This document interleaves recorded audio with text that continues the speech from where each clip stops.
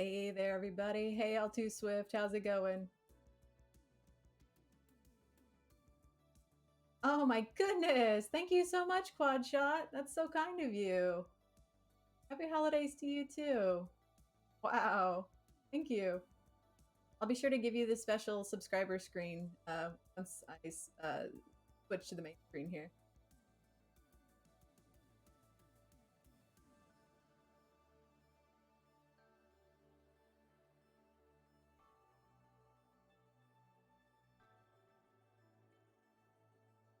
Hey there, Icon. How's it going?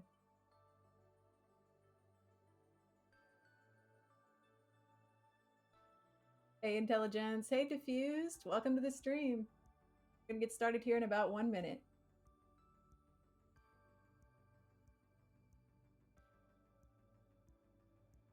Hey, Rye. Welcome to the stream. Yeah, we can work on portfolio together.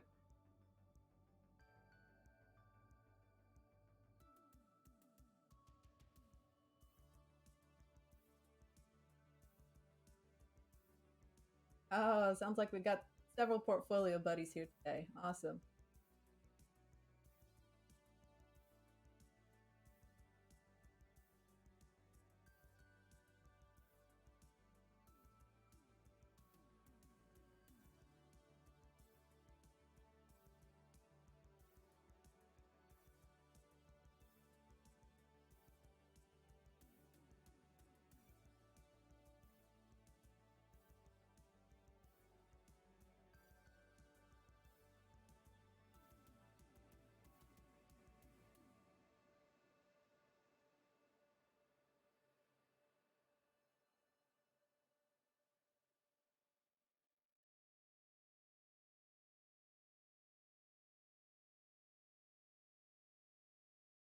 Righty. Hello, hello, hello, folks. So great to see you all.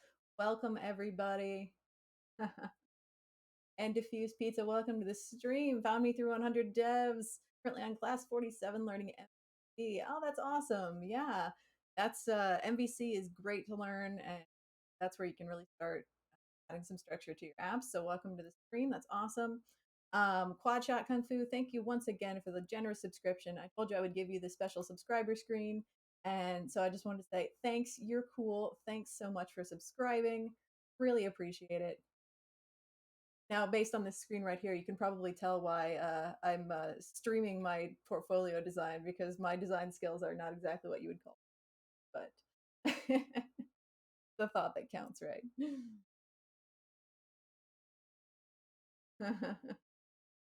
Alrighty. So before we get into it too much today, I just wanted to say thank you so much for joining me. But if you are missing any kind of family time or get together with friends or anything like that to join my stream today, please immediately leave, get the heck out of here, and go spend time with family and friends, because that's more important than anything you find here on Twitch. Um, I'm only streaming today because my family plans were delayed because a family member has COVID, and so we are postponing everything. And we're still going to have family, holiday get-togethers, but that has been postponed. So that's the only reason I'm online today. We catch up with chat here. Just doing Discord and saw me streaming. Awesome. Elk says, "Will there be free eggnog?" Hey, you can drink whatever you want while you're watching my stream. I don't mind. Tony says, "What do you think about Figma?" We're not going to be using Figma today. I'm going to use another tool that I like, but there's nothing wrong with Figma. A lot of people really like it. Icon says, "My question: What are you using to display the chat on screen?" So my client that I use for streaming is Twitch Studio, um, but the actual module that I'm using to display chat on stream is through what is it called? Um, ah, what is it called? It's a third party module that I plugged into. It's a third party module, so I purchased it and I plug it into Twitch Studio as a like a external module. I can't think of what the brand is, but it's one of those you just purchase it and then you plug it in. I'm using kind of a mishmash of overlays and that sort of thing on my stream. So Twitch Studio is the base client, which has a built-in chat display. So if you oh, and I forgot, I got to turn off my auto posting thing because we're not doing that. That's not the right project for this week. But yeah, I use a mishmash of products to make my stream display the way it does. Um, and some of it is like owned, I think is one of them. Owned is one of them. And I can't remember what the one is for the chat.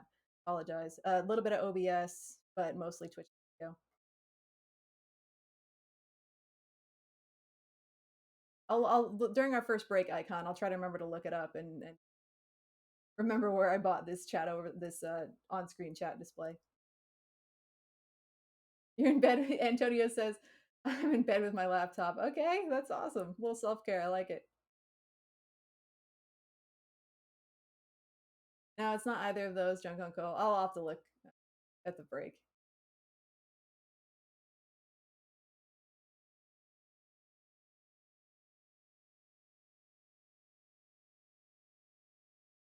All right. So, yes, I'm going to answer your questions. So there's a couple questions in chat that I am going to answer. But first off, what are we doing today? Well, today I need a good portfolio website.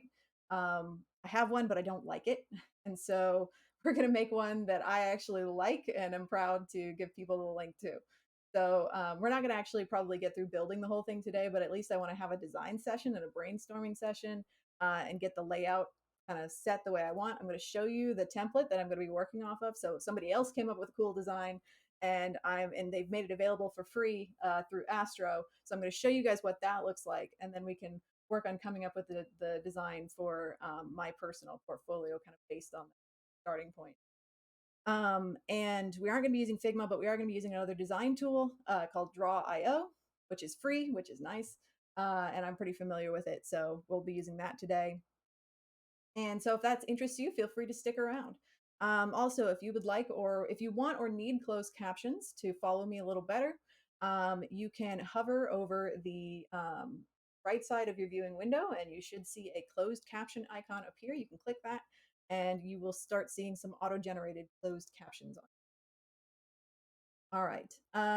Antonio asked, so since we were talking about portfolio, there's a great portfolio design on YouTube that I can follow, build, and maybe tweak a little bit, et cetera, et cetera. What about copyright? Can I put my name in the bottom of the website if I do that, or should I put the name of the person who made it on YouTube? So when it comes to like profile, like templates and things that people make available for free, what I like to do is if I'm using somebody else's idea or design or work, I will always credit them at the bottom of usually in the footer on the thing that I build. I'm going to say, you know, designed by, and then I'll link to their personal profile or their YouTube channel or whatever, or their Twitter handle, whatever makes sense. It's because I'm not going to try to claim a design that's not my own.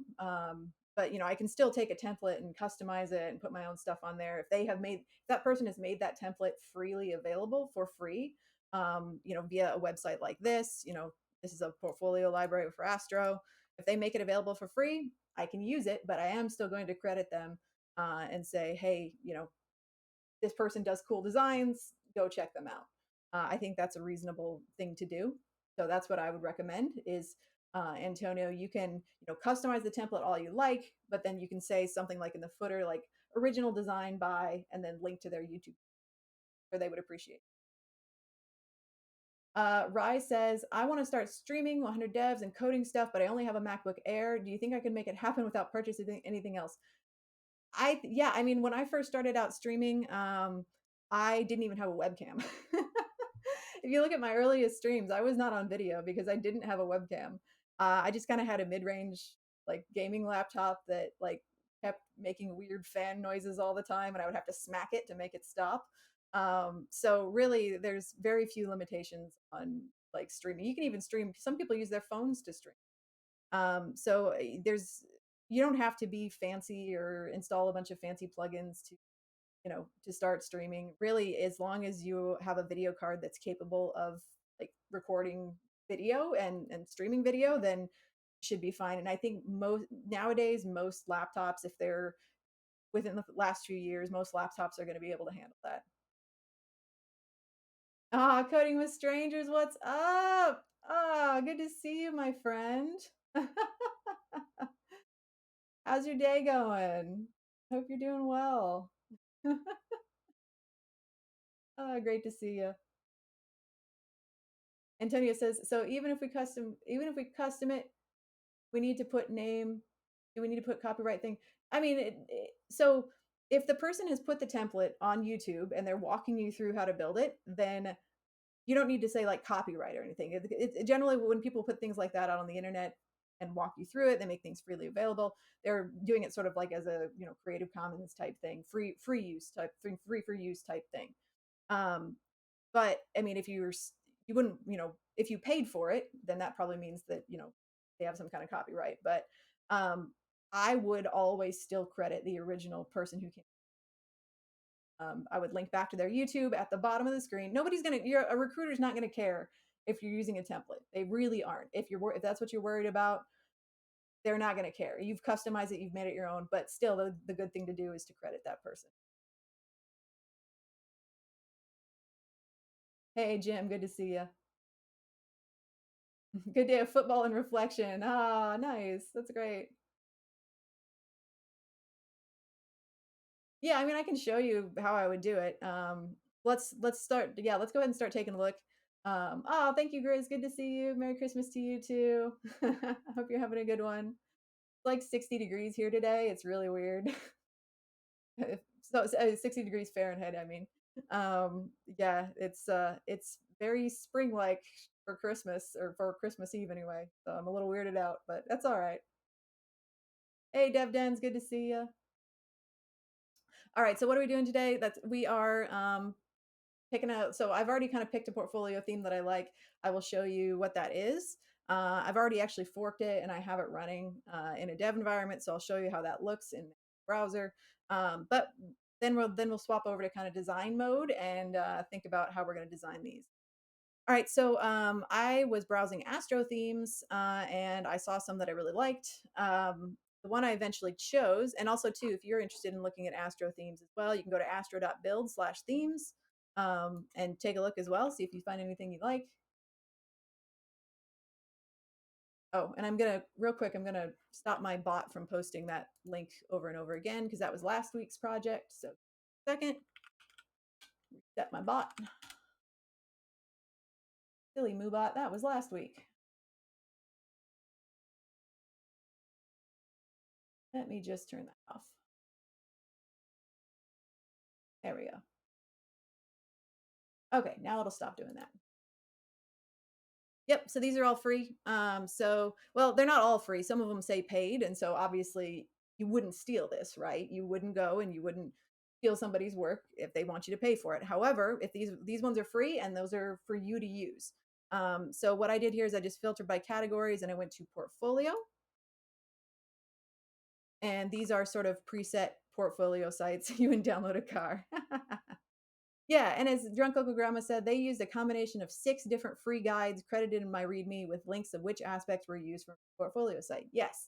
Yeah, I would always, even if somebody makes something available for free, please credit them because they want, that drives back traffic back to them and encourages them to make more cool stuff. And so, yeah, absolutely. That's why I always say you're welcome to use anything that we build on my streams. So anything that we build on my streams or that's on my GitHub, you can use. You can go and build something out of it.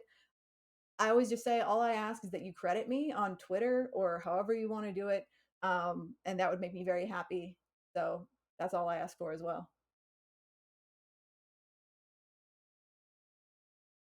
And Tony, I'm not really sure what you're asking about how you do it, um, but it just credit them in some way, and I'll show you what that looks like on the profile on the one that I picked. So there's a lot of really good looking ones out here, and this is purely like the one I picked is purely my aesthetic. It may not be everybody's aesthetic, but I like it as a backend developer. So that's what I do for my day job, right?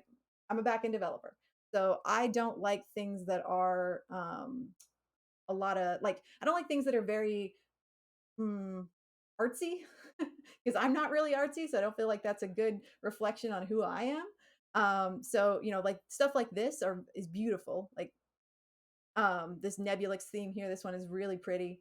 Um, but it's not really like who I am.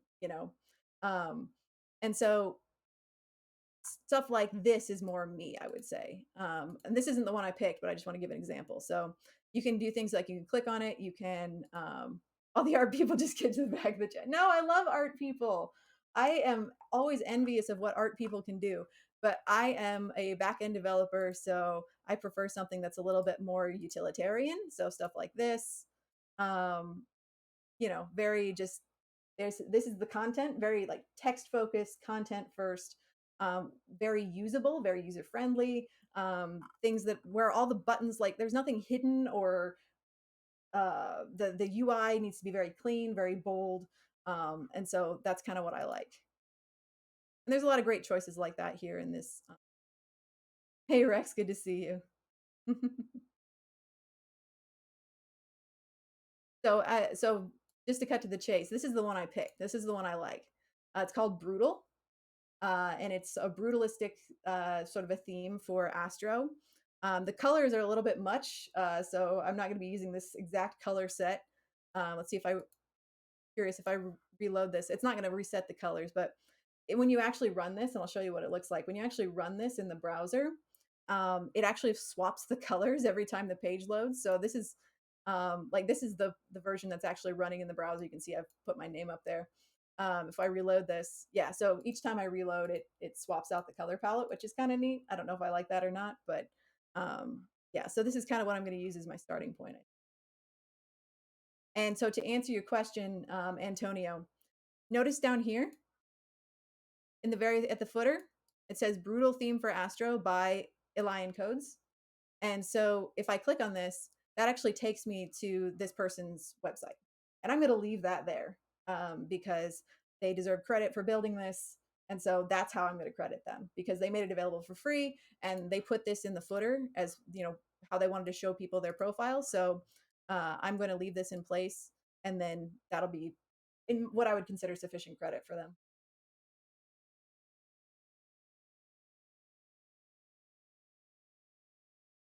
The colors are shocking. I know. I'm not exactly a fan of the colors. I think I'm going to be doing things like changing the colors to be a more unified theme. I tend to do a lot of greens on my sort of as my part of my brand. I tend to do a lot of greens. So I'll probably move it to like a green theme. And also, I don't like this mix of sans serif and serif fonts. If you know what those are, so serif refers to those little, see the little lines, on the edges of the letters. Think of like Times New Roman. That's what's called a serif font. It's got those little swoopies on the end of the letters. And sans serif is a font that doesn't have them. Generally, in typography, you don't want to mix serif and sans serif fonts. You want to pick one or the other. So I'll probably be moving it to this font here, which is all sans serif. I'm gonna make everything sans serif. But it's a good starting point. I like the way this is. I like the overall layout of this. Hey, Deep Elements, good to see you. Alex says, right, I also like to avoid a ton of drill down on my site. No need to go through 5 pages to find my projects. Exactly. Yeah, one of my big pet peeves, and I've said this before, one of my big pet peeves about modern website design is on things like restaurant websites, where the first thing that you see on the screen is just like a giant like GIF or splash image with literally like no content. It's just a big old GIF with like a button on it. Um, and then you're forced to scroll down or go to another page just to see what you came there to see. And particularly for like a personal portfolio, I really don't want that. I want everything to just be right there. Open the page, immediately see all the important stuff about me. Rex says, "Are you building a portfolio from scratch?" No, no way. I'm not that good a designer. We're going to be using this template as kind of a starting point, and then we're going to mock up a design in Draw.io, with where the elements should go and stuff like that. And then we might get to the point today here on stream where I'm actually digging around in Astro and moving stuff around and making, matching that layout. We'll see how far we get. I honestly don't know. Oh, we got a, what is that? We got a stretch. Okay. Mm, thank you. Big stretch. Oh, shoulder popped. Good. Ah, Xyrosine, thank you.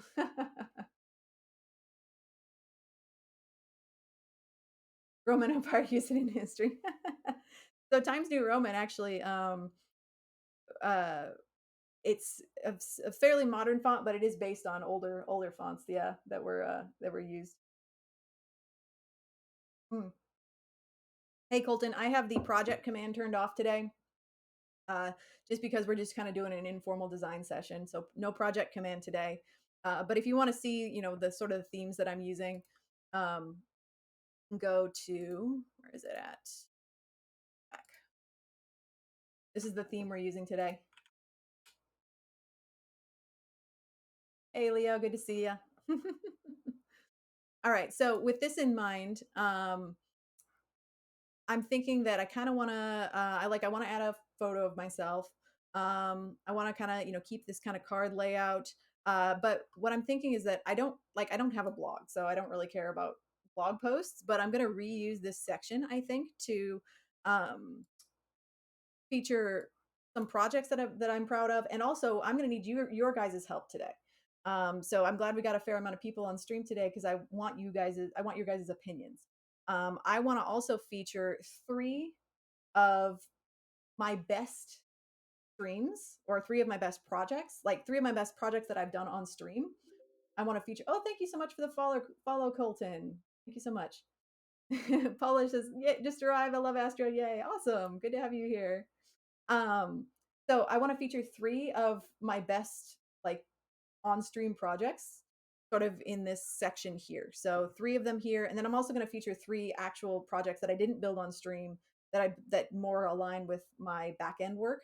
But I already know what those are. But I want your guys' opinion on what are my three best streams or best projects that I've done on stream, that I should feature as YouTube videos here, kind of in this section. So I'll let you think about that, but feel free to post your opinions in chat as to what those should be. I'm thinking maybe the Facebook for cats being one of them, just because that one's kind of a really fun one, really interesting and fun. So I was thinking maybe Facebook for cats, maybe the Star Trek Guide to Aliens that I made a while back. But let me know what you guys think.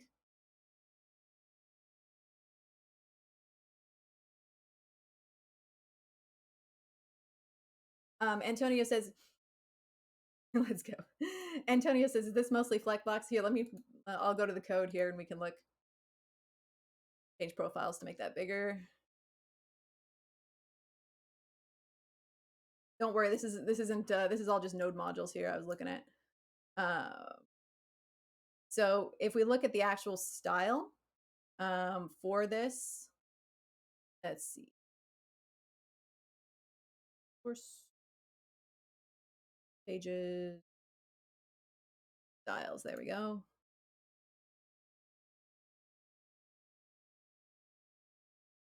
So if we look, it's actually using Tailwind for this. And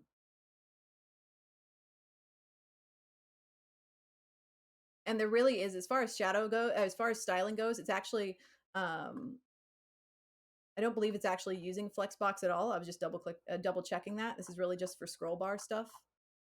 So yeah, it's not using Flexbox at all. But the Tailwind is being used for the styling. Yeah, it's not too hard. All right, so let's go into the design. And so what we're going to be using today for Polish says CSS and Astro themes is so neat, especially the responsive grid. But when I try to recreate something like that, I get a mess. Yeah, that's why I'm not building it from scratch.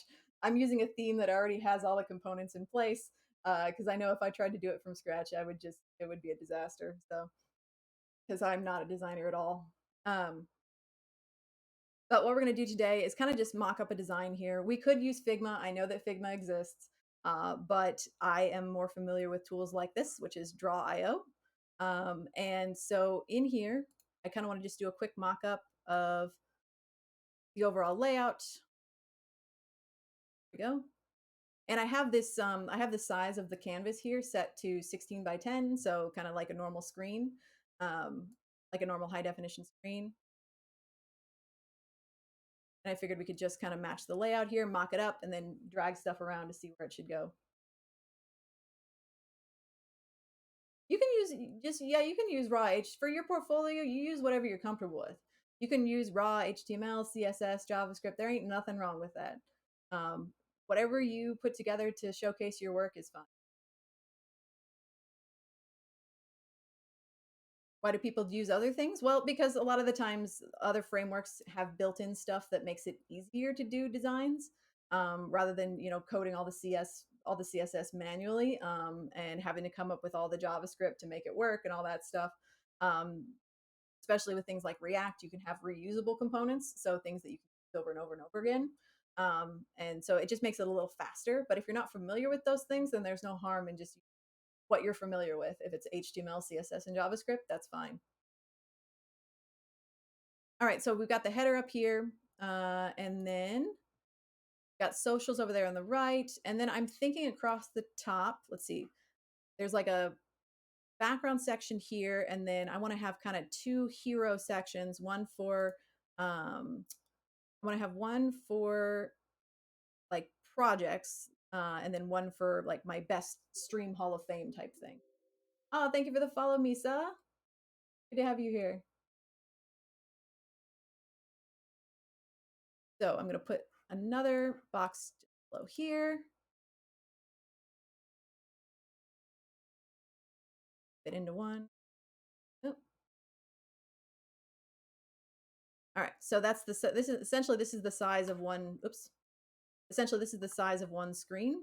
So I'm going to keep everything within the bounds of this area here. So header and then area below. So okay, what I would like to do is have inside of this. So we'll have some cards up here, maybe like 3 of them.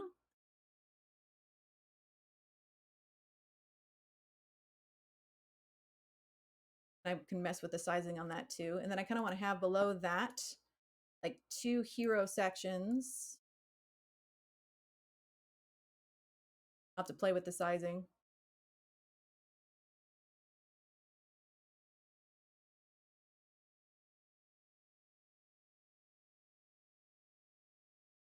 So something like this. I know those aren't the same size. Ish.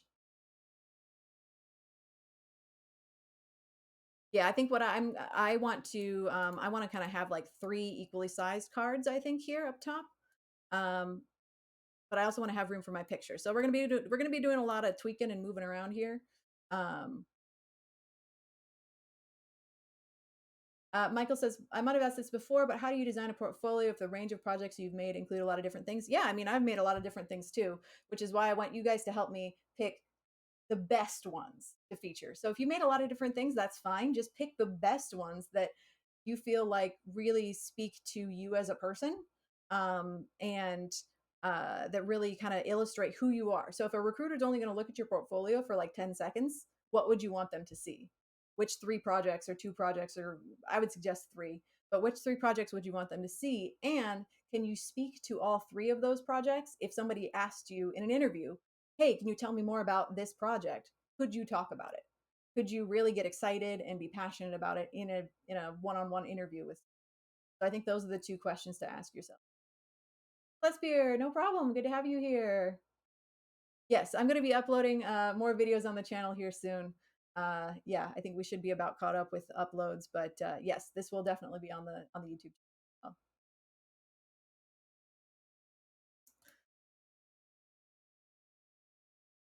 Michael says, but by that logic, would you want to tailor your portfolio to each job? It depends on what you're trying to do. Uh, if you want to have a bunch of different versions of your portfolio out there, knock yourself out.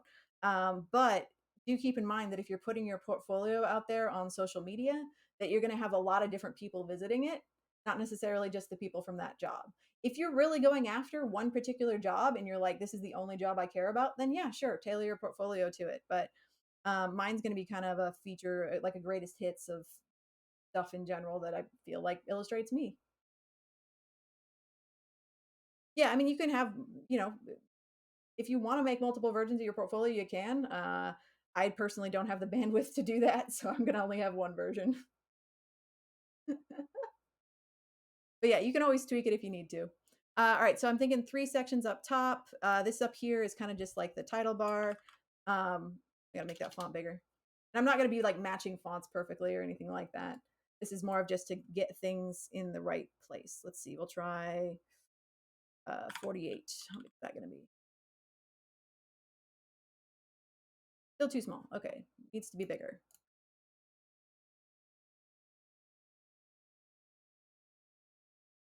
We'll try 76.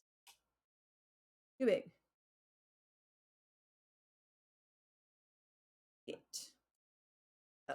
That'll be good. All right, and we'll align it left. And I'll tab it in just a little bit. So gonna have my sort of screen name up there, and then over on the right, I'm gonna have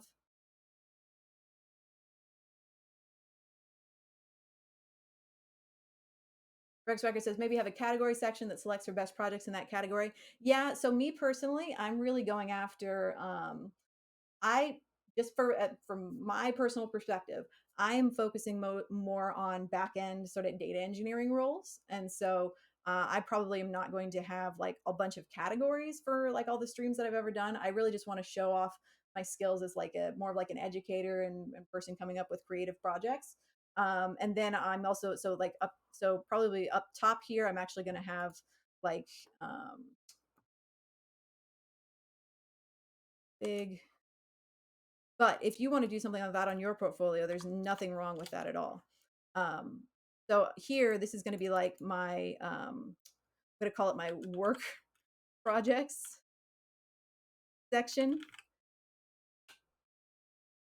And then down here, come on, there we go. I'm going to have like my 100 devs projects section. Because I'm in kind of a unique situation where my day job, the thing I actually get paid to do and the thing I've been doing the longest, is not anything like what I do here on stream for you guys. It's very different. And so I need to have like 2 distinct sections, but I still want to show off both kind of sides of myself because I think they're both valuable. Both of them have valuable skills in different ways. So work projects is going to have completely different content than 100 devs projects. And I think I want to have like I have 3 work projects that I want to show off. And then I'm going to have like 3 of my best streams that I want to show off there. But I'm also going to have like a link to my YouTube channel so that if they want to see more, they can.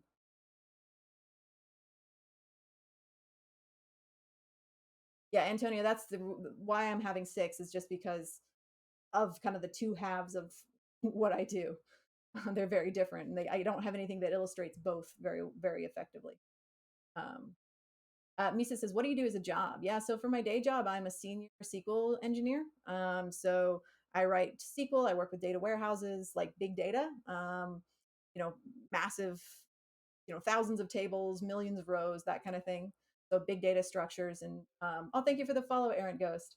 Yeah, big data structures and ETL development of data pipelines is what I do for my day job. And then here on stream, I do and teach web development, so React, JavaScript, all that good stuff.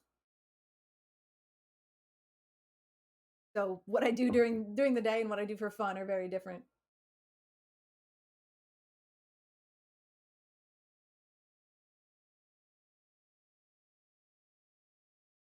Yeah, I could have a statistics. I could have a statistics section as well. Absolutely, Arwen. Yeah, no, that's not a bad idea. I could maybe link to that. I want most of the mains, I want my main page to hit pretty hard, but then I could also have like a stats link that goes to another page too.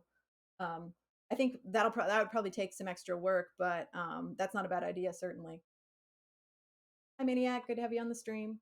Hey, Errant Ghost. Good to see you. It's going well. I hope it's going well for you too, Maniac. Yes. Happy everything to everybody out there. Uh, Also, too, we've got a lot more people on the stream now, so I just wanted to remind you all if y'all are skipping like any family time or time with friends to be here on stream with me today, leave this stream immediately and go spend time with your family and friends. If it's a choice, I should I should never be the winner of that choice. Okay, so just putting that out there. But I do thank you all for hanging out today. Code is my new family. Maniac says, excited to see a senior data person. I've been working as a data engineer too for past 3 years. Oh, that's awesome. Cool. What are the sorts of things what do you do, Maniac? What do you work with? I work with Oracle, and we use Informatica for ETL development. Cooking with mom. Aw, that's so nice, Quad Shot. Oh, enchiladas. Don't make me hungry. Come on now. Thank you, Interplay. Send us something. Yeah, I wouldn't say no to an enchilada right now. All right, and then so over here on the right, we'll have a box for socials. Man, you're killing me, Quad Shot. I'm not gonna bother with all the like the social icons. This is just a mock-up. I don't really care. So do socials. That not change your font size. Oh. So social will be there, and going to take away the border on this. Go. Socials over here. We'll have Twitch, YouTube, etc. I could be more descriptive there. We'll have YouTube, Twitter. What else do I have? We'll do LinkedIn, and I probably won't link directly to my Twitch channel. The YouTube channel I think is enough for that.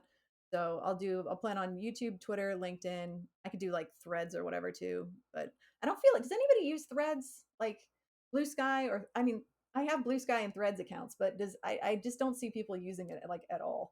So I don't know if I'll put links to those. We'll see. Hey Regalius. Ho ho ho to you as well. Hey Ari, welcome to the stream. Eric says, I always intend to use Threads, never do. Yeah, that seems to be kind of the deal. It is. It was the fastest growing app for signups of all time. But I think a lot of people just got on there to like claim their username. Because I post on there, like I post my stream announcements on there, and I never get any interactions. So not saying that there aren't celebrities on there, but I just don't see it happening. Thank you for the follow, Maniac. Thank you for the follow, Errant Ghost. Much appreciated to you both.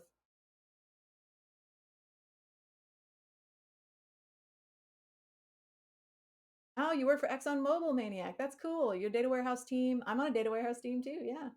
Doesn't like modernizing in tools. Yeah, my team really doesn't like modernizing in tools at the moment either.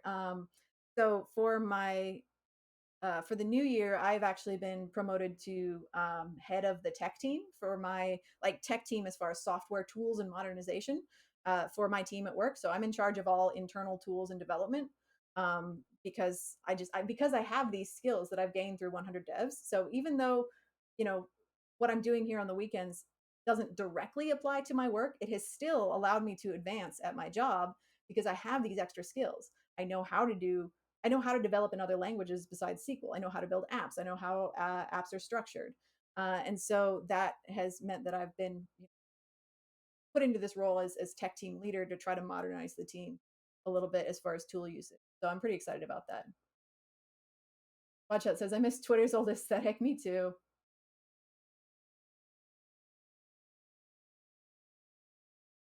Ah, Ahmed, you're on a 3 stream watch streak. That's awesome.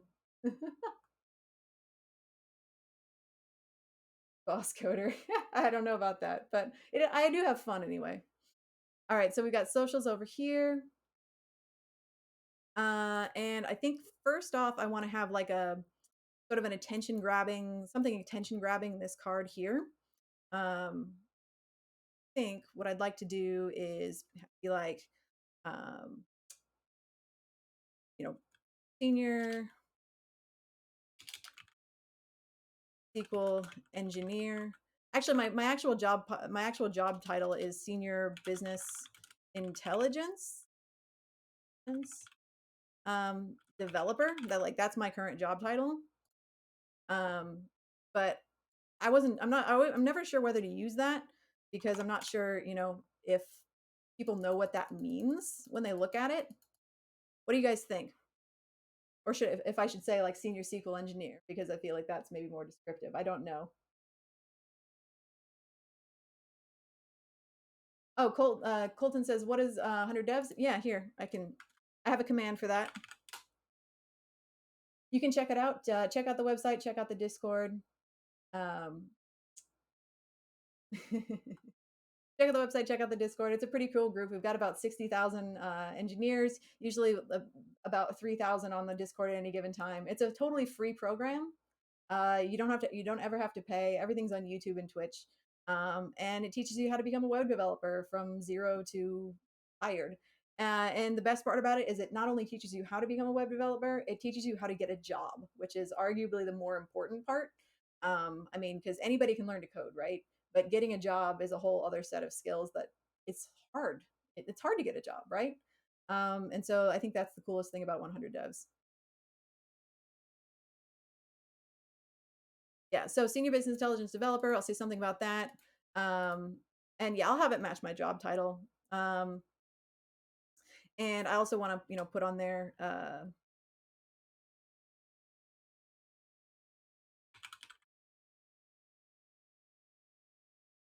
with, and then I'll link to 100 devs website.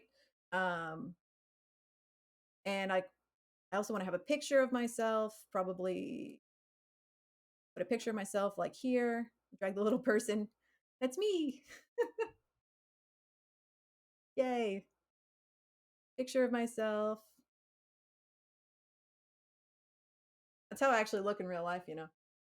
I am actually a stick figure.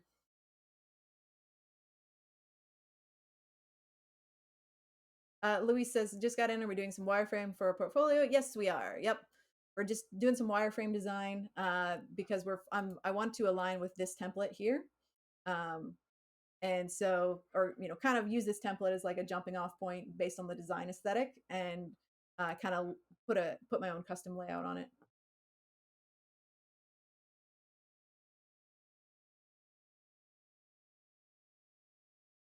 It's a boss title, no design. It is pretty, it does sound pretty cool. It doesn't really describe what I do, but it does sound neat. Biblically accurate. I'm shaped like an apple. Arwen says, you finished the Astro tutorial? Oh, good. Yeah, I am so sorry that I had to. So last week I had to end the stream because I was on call for work, and I got a work call in the middle of my stream, and so I had to like shut it down and go deal with that. But I'm glad you were able to finish the tutorial on your own. Awesome. All right, so I'm gonna have that there, and then I think um, over here, actually maybe down below, I think I might have like a button with like a link to my resume.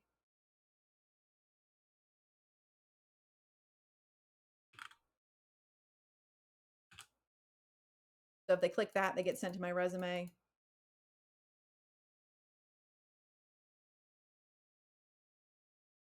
I think on the template, the buttons are sort of like that. So I like those. I like that. The buttons are very clear. Um, and then I think over here, I might have like a skills list. So kind of on the original template, got these kind of little pills and with just sort of a list of skills, and you can click on each of these and it kind of takes you to the site. Like if I click on TypeScript, it takes you to like, what is TypeScript? So if they have a question, if they see a skill listed, like if a recruiter clicks on it and they're like, oh, that's a funny name, what's that? They can click on it and it'll take you to the website for that thing. So I kind of like that. So I think maybe I'll have a skills list over here. Senior squirrel engineer, yeah.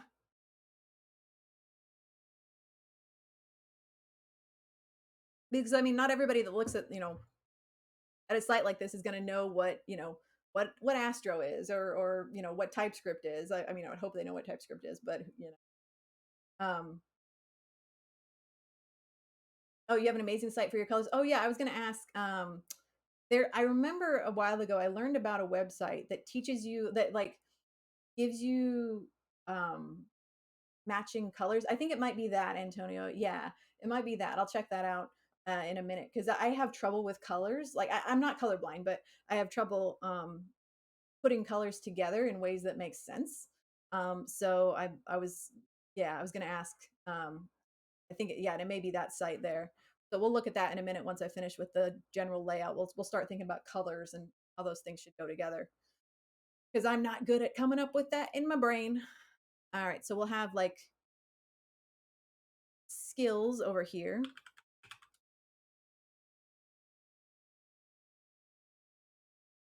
Got like 36 skills. And we'll do that up top.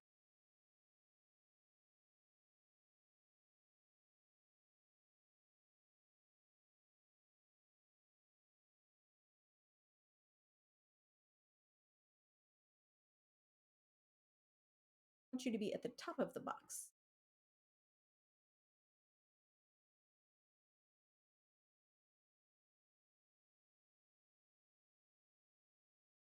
Okay, well we can fudge it.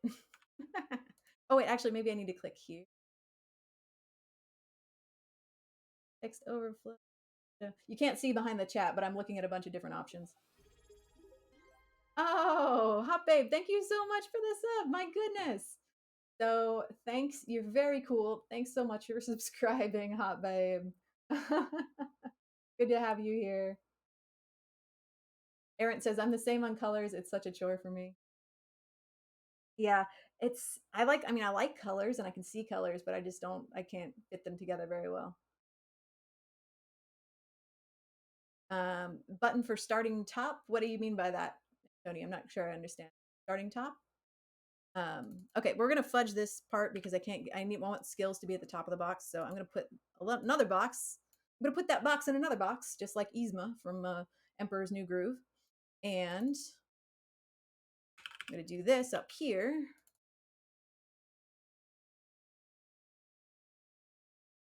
And then I'm going to take away the line. There we go. Perfect. And then inside of there, we'll have those kind of ovally things. I think.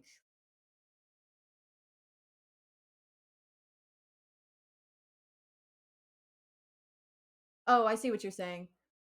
Yeah, Figma has buttons on text where you can put top, center, bottom, and left. Yeah, it does. This tool does. I'm just not seeing it for some reason, so I just decided to fudge it. There's no problem. Should.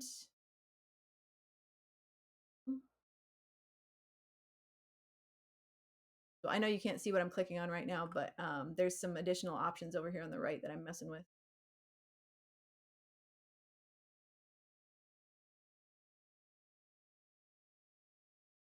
It's okay if I can't get the shape right. Yeah, that's fine. Actually, I'm going to use ellipses. Or there might be that like pill shape.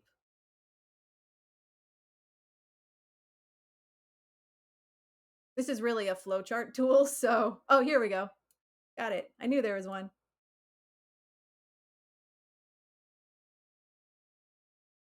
Yeah. So skills, and I think I'm gonna have like JavaScript.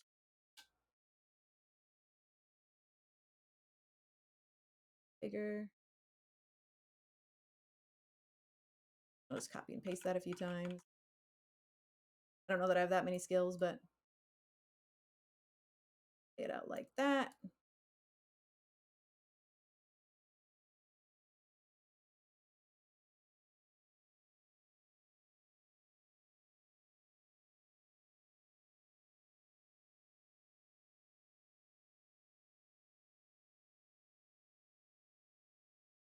That. Casseroles are in the oven. Awesome. So SQL, I think SQL should be first. SQL, JavaScript. Well, and then I think I'll do MongoDB second, just because again, I'm targeting sort of these backend type roles. Um, JavaScript, that's fine. We'll do React. Uh, C Sharp.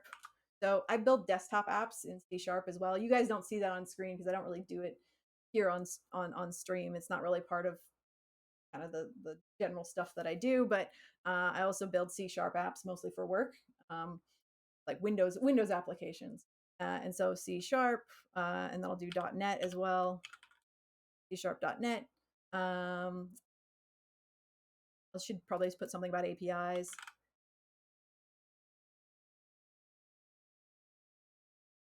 Also, I'll do ETL design.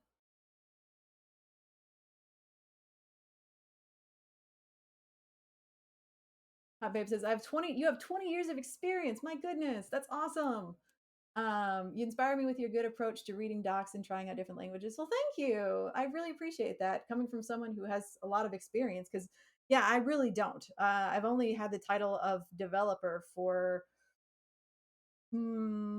let's see, I had the title of developer since October of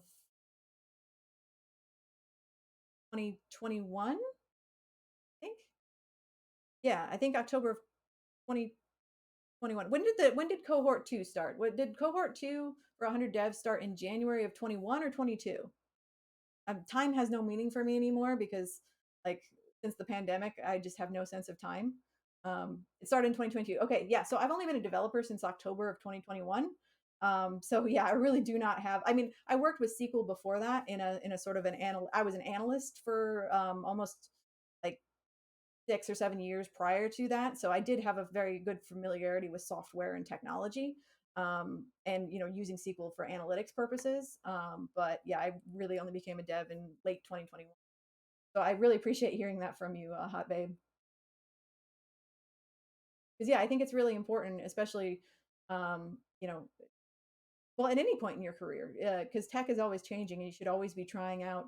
You should always just be trying stuff, right? Right? Like, what's the harm in just sticking your fingers in and seeing if you like something? Because you never know. Like, I didn't think that I would like React when I first started using React. I was like, I can do everything I need in JavaScript and HTML, right? Why would I need to care about React? And now I love React. So yeah, you never know until you try.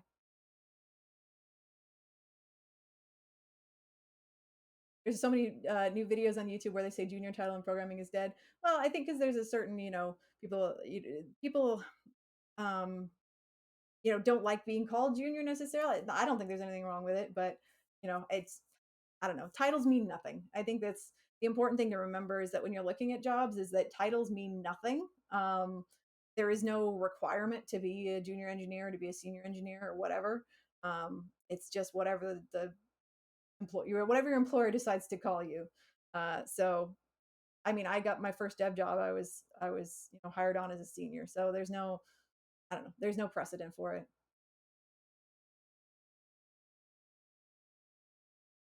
Oh, you've done Vue the last 4 years at work. You want to switch job, but there's no Vue jobs. Yeah, I think you'll find it pretty easy to transition over to React. I have a playlist where we go through all the docs. I mean, some of that'll probably be remedial for you, but yeah, I think you should have no problem switching over. JavaScript forever. Gotcha. Hey, I had got nothing against JavaScript, or just pure vanilla JavaScript. Nothing against it. I still use a lot. Indiana Jones didn't like being called Junior. That is true.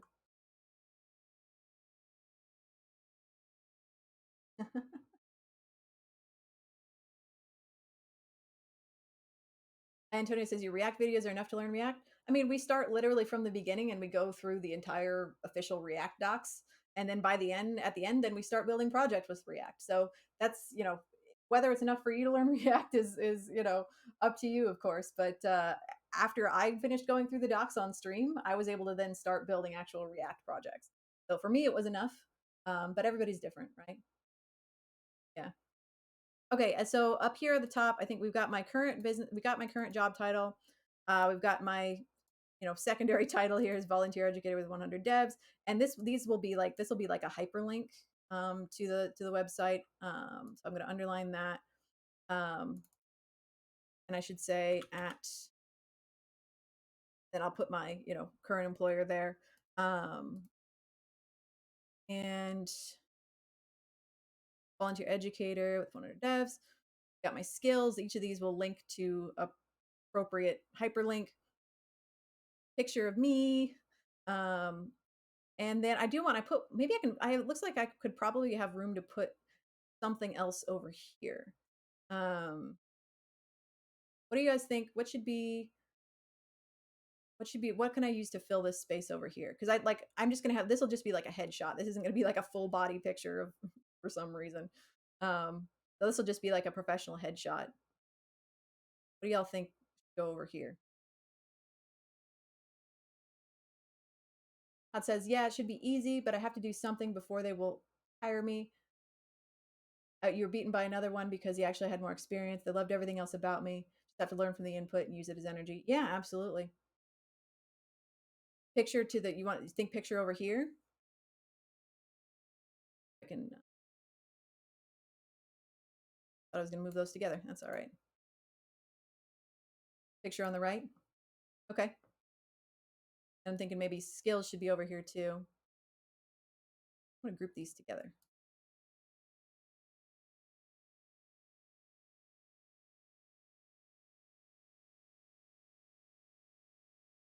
I feel like I should be able to select all of these together, but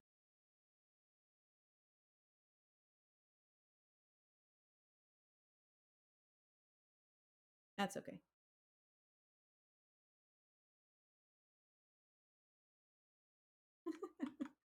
You can tell I'm a designer, right? Look at how good I am at designing things, at using design tools. Must be a pleasure to watch. I'm sure all the front end people are just like smacking the, face palming right now.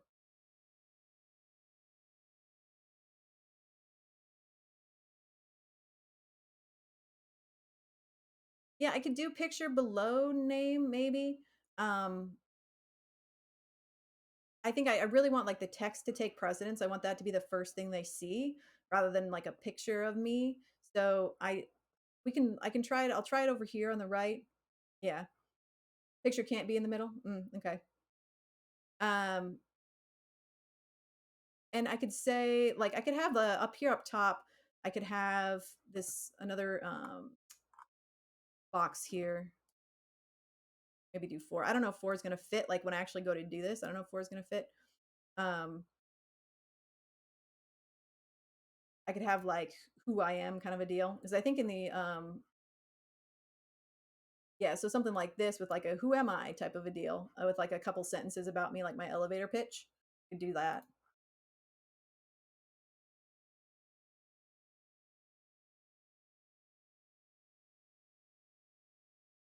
Copy this here.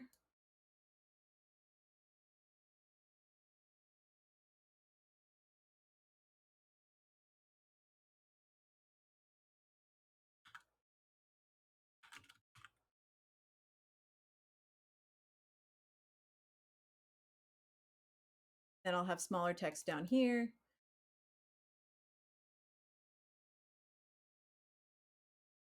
Box for that.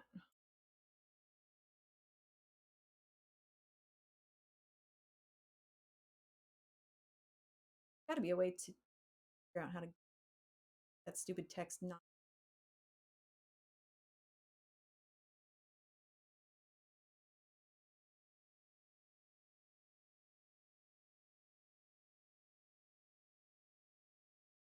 Here.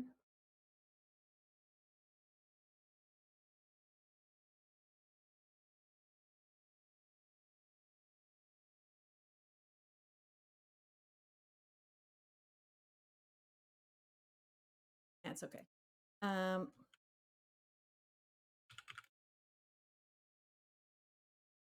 and I'm not gonna, figure out all this text right now, but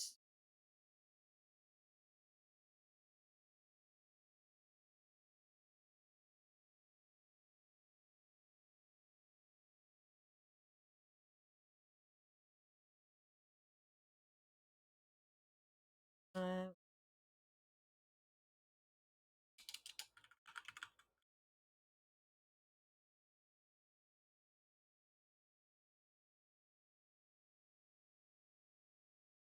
it's blah blah blah, and then all those nice things about myself. I have a hard time coming up with, with well formed sentences on the fly, but I can copy what I have on my LinkedIn, my blurb.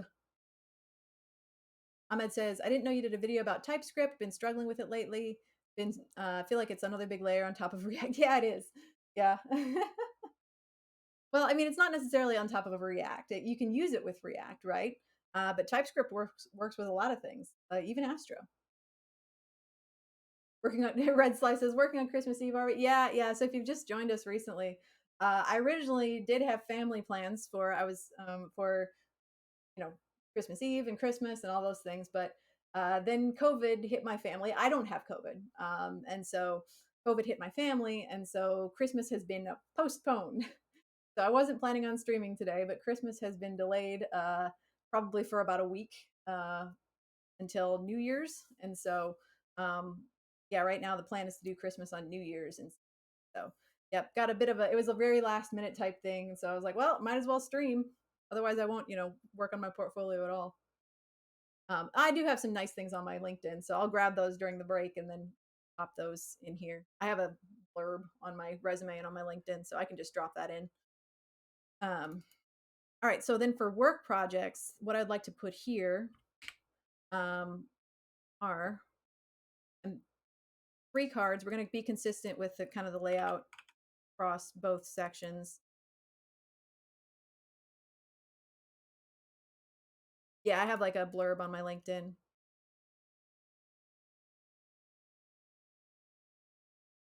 Hey, keep doing the bit. Good to have you here. Welcome. First time catching the stream live. That's awesome. Yeah, this is going to be a chill kind of a hangout stream. I don't have any agenda or anything planned. We're just doing some portfolio design on my portfolio. So, and then what I'd like to have in here is kind of like what's in the original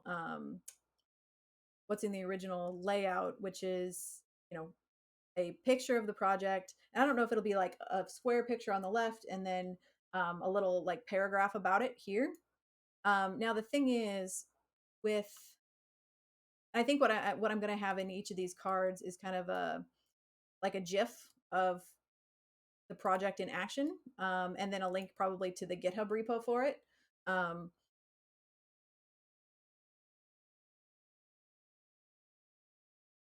Probably say like backend projects. So,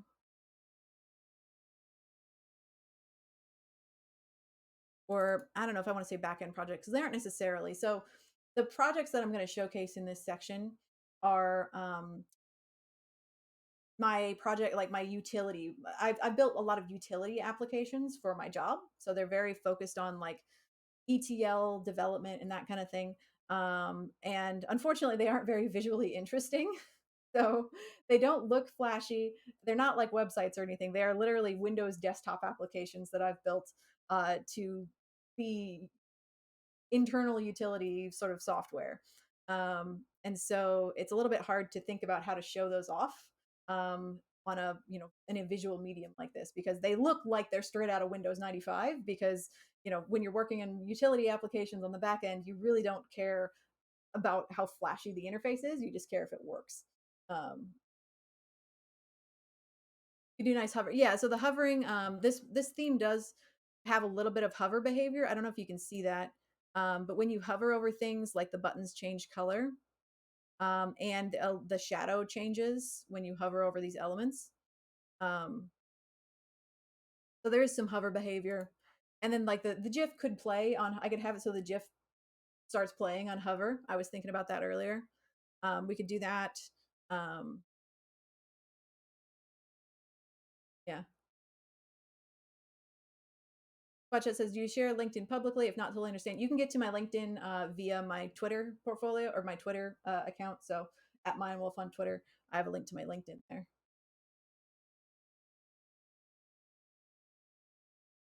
A short description of TypeScript is it's JavaScript plus you get the type save and the inheritance from C sharp. So if you like or need that, TypeScript is good for you. Yeah, TypeScript is it tries to tame, like TypeScript tries to just like make JavaScript a little bit less Wild West, right? So like JavaScript is just like you can do whatever the hell you want whenever you want. Whereas TypeScript is basically like you're putting a top hat on JavaScript and trying to make it look a little bit more presentable, right? I always say TypeScript is like JavaScript with a fancy hat. And so yeah, you're putting a top hat on JavaScript, trying to make it a little bit more presentable. And enterprise systems, they prefer TypeScript because you're making it type safe, right? You're reducing the possibility of error in types and that kind of thing. So yep, definitely. Um, Lots of movement can help with displaying a boring app. Absolutely, yep. So I'm thinking I'll probably have like a GIF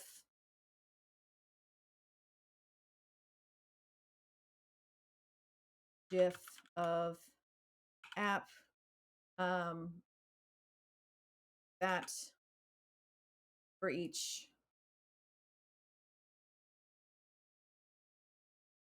and then a little bit about, and then a paragraph about talking about the app.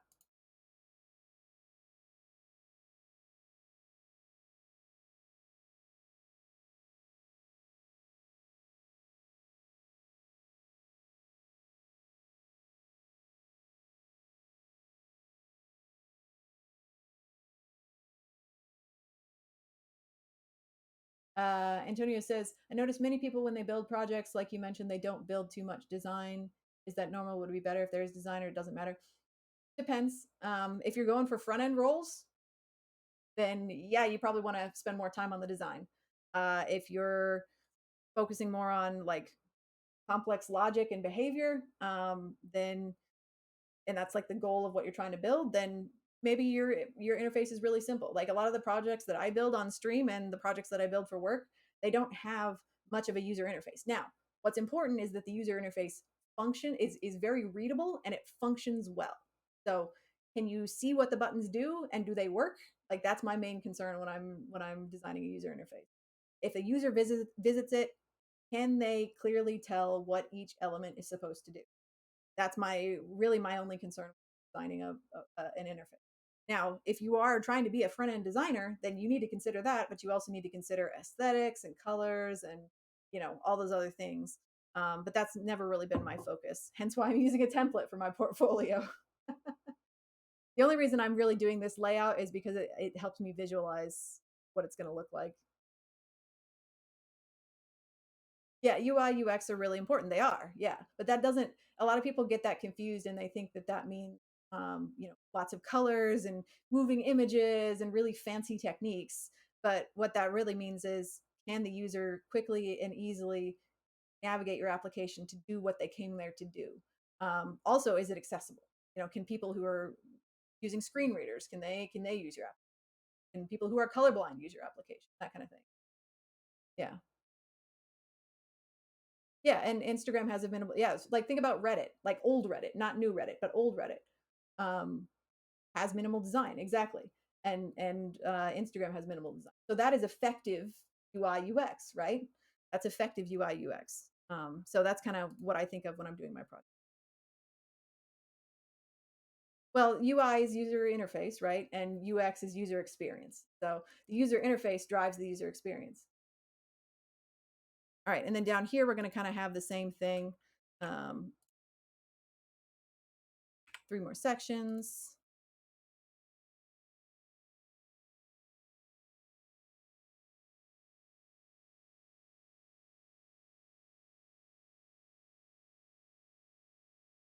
Kind of want to, I don't like back end projects. I want to say,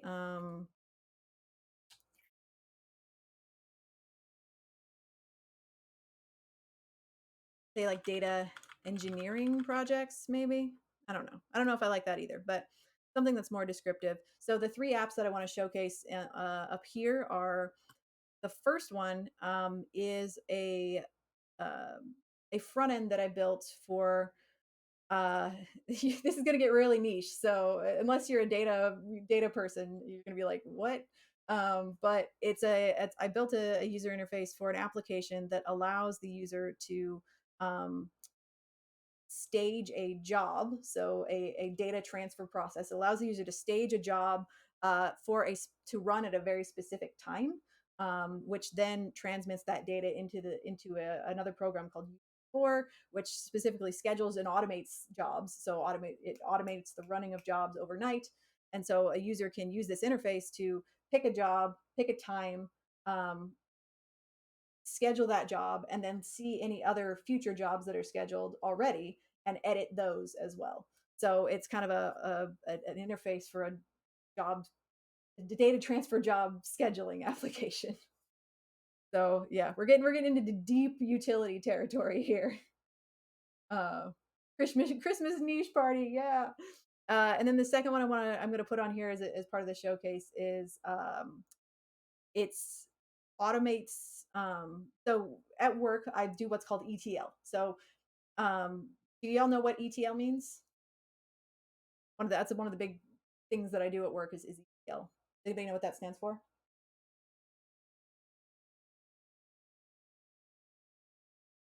Faster than light. You're close. ETL, not FTL. Well, so ETL stands for extract, transform, load. And it's really common when you're dealing with data pipelines. And so what that means is you're extracting data from a source system. So say like think about um, let's say that you have a cash register and it's processing transactions, right? You have a cash register and you're processing, hundreds of transactions per day. Well, all of those transactions are then getting stored probably like on the machine, right? In memory on the machine. But you also want to have those transactions in your data warehouse so that you can do analytics on them, right? You can compare them with, other cash registers at other places. You can, you know, see what products are your biggest sellers, and then see how much they cost to purchase from the supplier, and do comparisons and all that kind of thing. You want big data. And so what you do is what ETL does is it extracts data from the source, from the cash register system, and then it transforms that data. So that's the T part. So to the transform part of that is a lot of the times when this data is being stored locally inside the cash register, it's not readable by a human. So you're going to have stuff that comes in with weird numbers or extra fields, or everything's in codes, like numeric codes instead of words. And so it's really not useful for analyzing. And so the transform part of that is we take that data and we turn it into something that a human can use. Maybe it's getting rid of empty fields. Maybe it's adding new fields, doing some calculations on the fly and generating those and putting those in the table. And then the final part is load. So we take that transformed data and we load it into the data warehouse so the analysts, the people doing the business analytics, can um, analyze it. And so that's ETL. Oh, thank you for the follow, CS4. Good to have you here. So that's ETL. And so the second app that I built is, we're building these ETL pipelines all the time. And we follow the same patterns every single time. We use a tool called Informatica to help us build those pipelines. Unfortunately, and Informatica is nice. It has a very nice GUI. You do everything like with a user interface, right? Which is fine. But unfortunately, what that also means is that there was a lot of like manual process. You have to set the same like 10 variables over and over and over and over. And there's no way to do it automatically. It was just annoying the crap out of me. And one day I got so annoyed that I went and I built an application that would do it automatically for you, because the tool itself, Informatica itself, can't do that. You can't, it doesn't know what you're trying to do. But like I knew what I was trying to do. And I was like, I'm so tired of setting the same 10 variables day after day over and over again. And so I built an application that allows you to take your pipeline from Informatica, export it as XML. So you probably have heard of XML, right? Allows you to export it as XML. You load it into my tool. It processes the XML and reads in what the various aspects are, and then does some logic, makes some determinations. And then what it does is it spits out XML that has everything set the way it should be set. So all the variables are set, everything's configured. You don't have to do anything manually. And then you take that XML and you load it back up into Informatica, and voila, your ETL pipeline is done. You don't need to do anything else. Everything has been set, everything is there, and you don't need to check anything. There's no possibility for human error because it's all been set automatically by my tool. And so that's the second tool I wanted to kind of showcase here in my portfolio. Unfortunately, the tool itself, it just has one window with a single button. So there's no visual indicator. You do two things. You choose where you want to save your file and you click a button, and everything else happens in the code. So for that, I'm really not sure like what I would do for like a GIF of that, because there's really nothing to see. It's a single window with, you say where you want your file to be saved and you click a button and then it's done.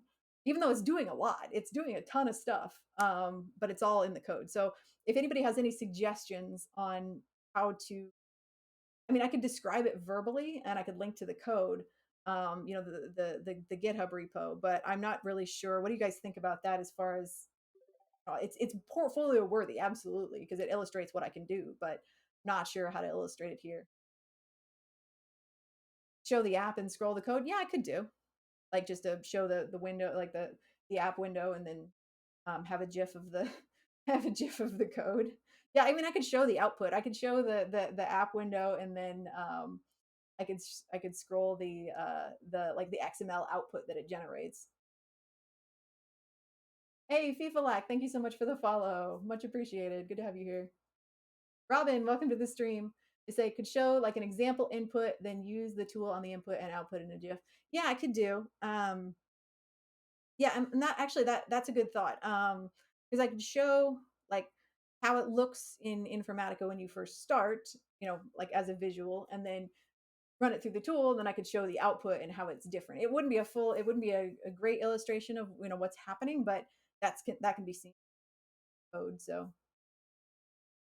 a stick figure throwing a file into a folder. No, I like that idea, Robin. Yeah, we could do that.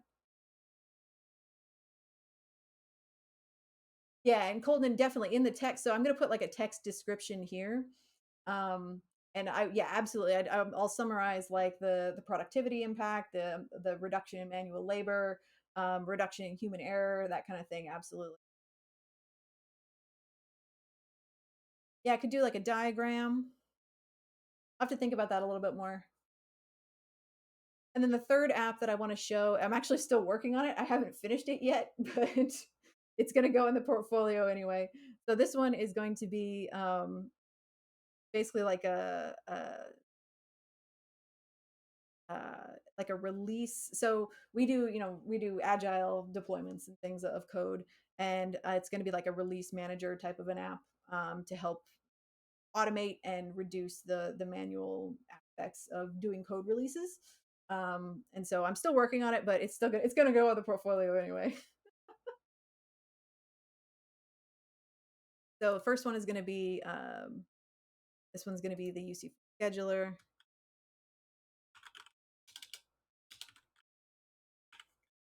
And then the next one is going to be the workflow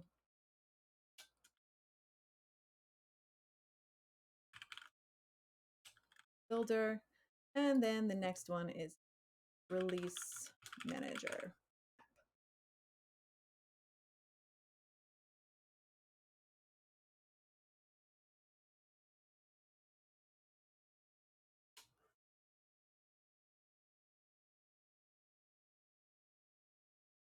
Yeah. Okay. It is time for a break. So I would suggest we go ahead and take one. Like to try to take breaks sort of at the top of each hour. We kind of went over a little bit, but I feel like we're having a good conversation there. So let's take a break for 5 minutes, and then I'm going to get some more tea, and then we'll come back and we'll keep hashing out this design. I'm pretty happy with how this looks so far. I think it's going to be good. Um,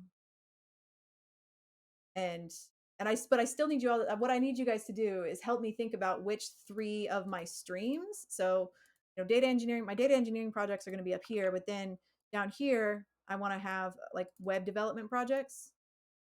So those should be three of my past videos or streams. that you think are worthy um, to also be here. So which are your favorites? Which helped you out the most? That kind of thing. Think about what those are. And then when we come back from the break, I'll ask you all to give me some suggestions there. What should I put down here? Okay, cool. So let's take 5 minutes and then we'll come on back shortly.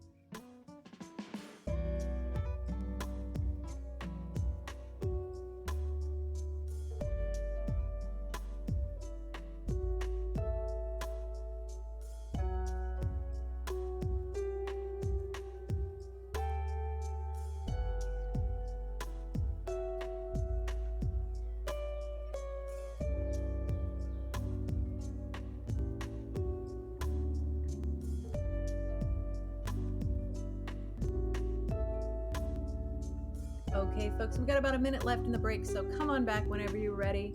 Get yourself a cup of tea, use the restroom, get up and stretch, pet your dog, pet your cat, pet your significant other with their permission, of course, and then come back when you're ready.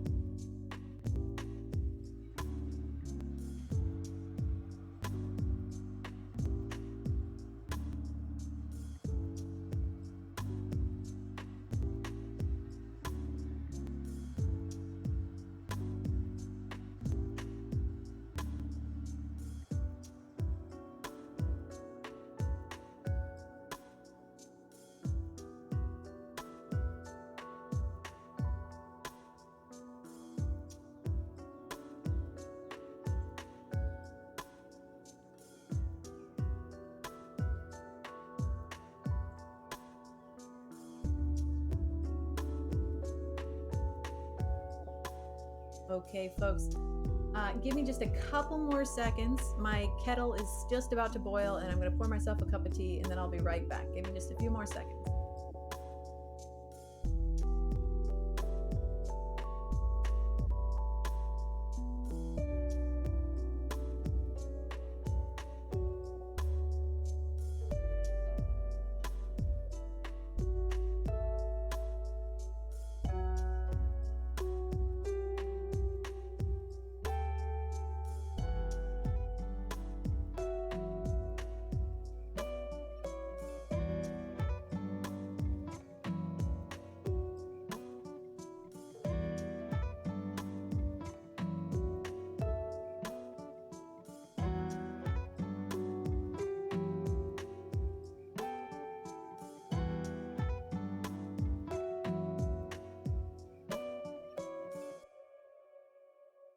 Okay, and we are back.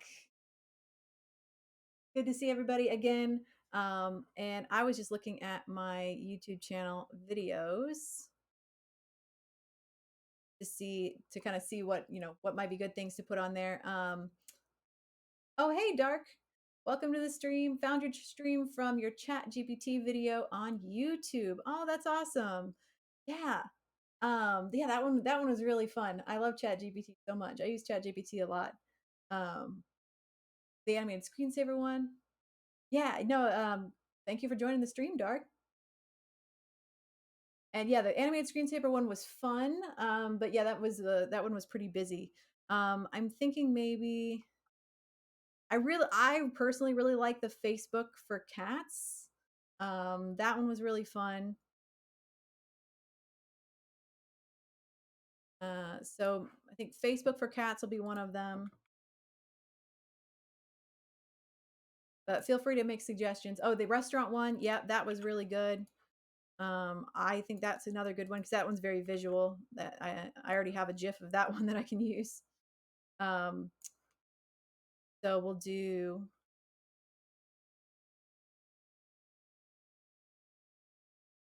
Facebook for cats.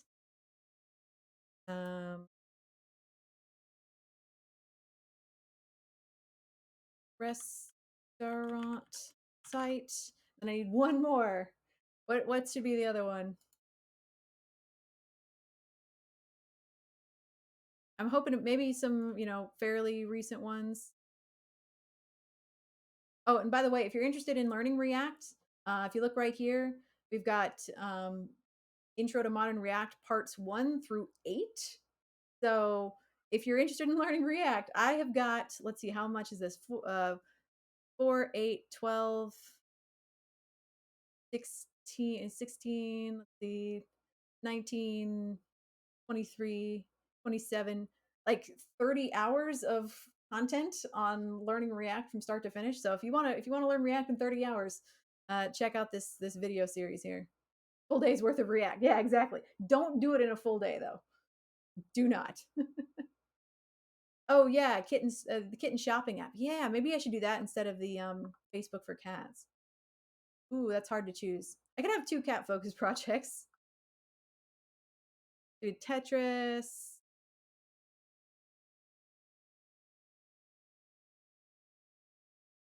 Yes, an A. React is fun.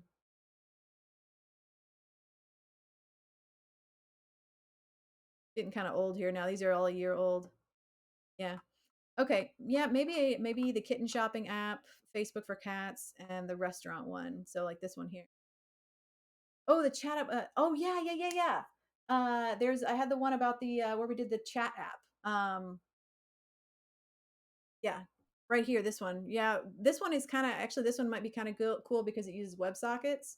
Yeah, this one is with WebSockets. So I'll it's right now. So I'll probably do this one. Wolf chat. Yeah. So third one maybe it will be the WebSocket chat app.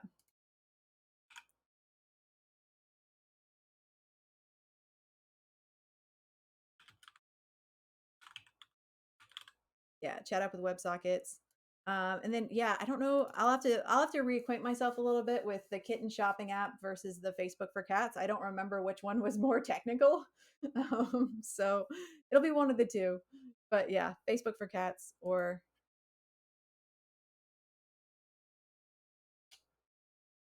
they were both fun. And they're both another thing about when you're thinking about projects to put on your portfolio, they should be not only projects of interest to you, but they should be interesting projects, right? So don't be out there putting like a calculator app, on your portfolio. That's not interesting to anybody. It should be something that's personalized. It should be something that's fun or eye catching or has an interesting concept or really illustrates you as a person or what you're interested in. And ain't nobody interested in a calculator. I'm sorry. So you want to pick things that are interesting or eye catching. So, if somebody says, kitten shopping app or Facebook for cats, like that's interesting. You're going to want to click on that and you're going to want to be like, okay, wait, what is that? And so that's kind of the goal here. Now the restaurant site, okay, maybe that's not super interesting, but it could be like, it could be, I could call it like pizza shop, pizza shop menu site or something like that, a little bit more interesting. Yeah, Facebook for cats is interesting because social media apps have CRUD features. Exactly. Yep. So the focus of this one is really the CRUD stuff, right? Like the create, read, update, delete activity. You're creating a fully functional social media site. I think either of those are valid. Um, the restaurant site, that's a little bit more design focused, but um, there's a lot of good visual elements there, I think. And then chat app with WebSockets, obviously that's very technical. Real time, and it's not even just a chat app; it's a real time chat app. So like real live messages between accounts, which we built on stream. So I think that one is also a really good technical showcase. Yeah, and this is more of a freelance focus type, yeah, type project.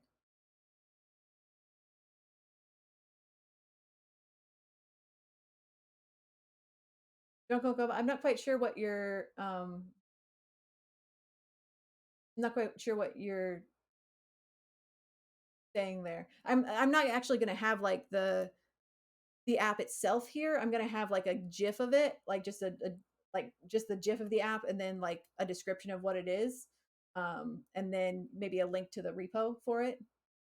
So it's not going to be live. I'm just going to like have a GIF and then the code and then a description. If it's a to-do list for portfolio, call it an archive of procrastination.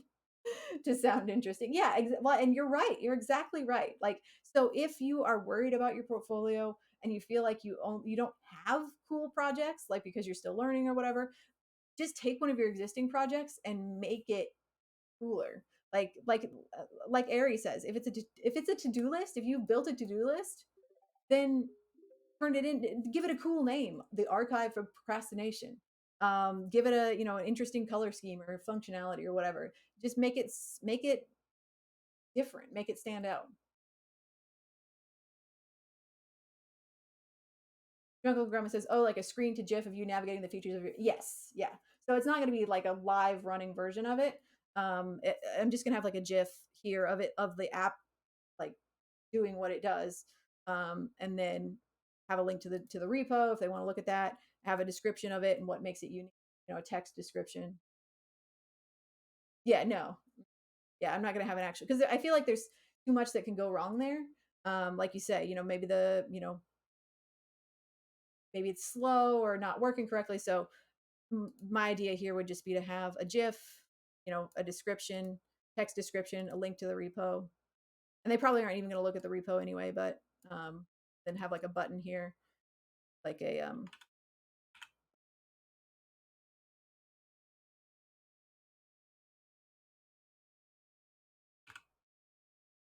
something like that.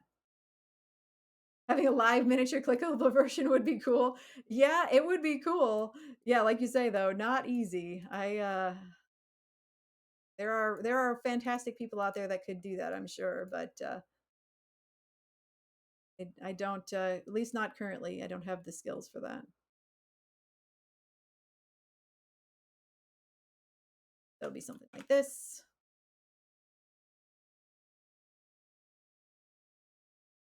And then I'll have repos for each of these as well. Now for these data engineering projects, since these are I built these for for work, I'm gonna like sanitize the repos, and I mean, not there's not that much there not much in them that's mission critical or anything, but like it's all, the repos are going to be the code will be sanitized and made and modified so that it's not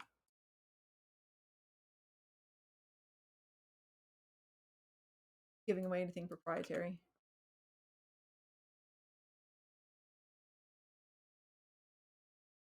Oh, thank you so much for the follows, Tori and Vitor Kasai. Thank you so much. Thanks to the both of you. Good to have you here.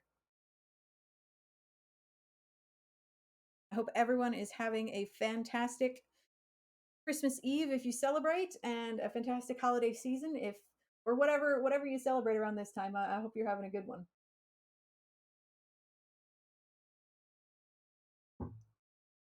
All right, so I think this is looking pretty good.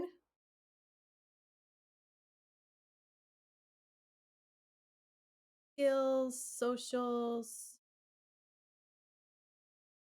link to resume be there.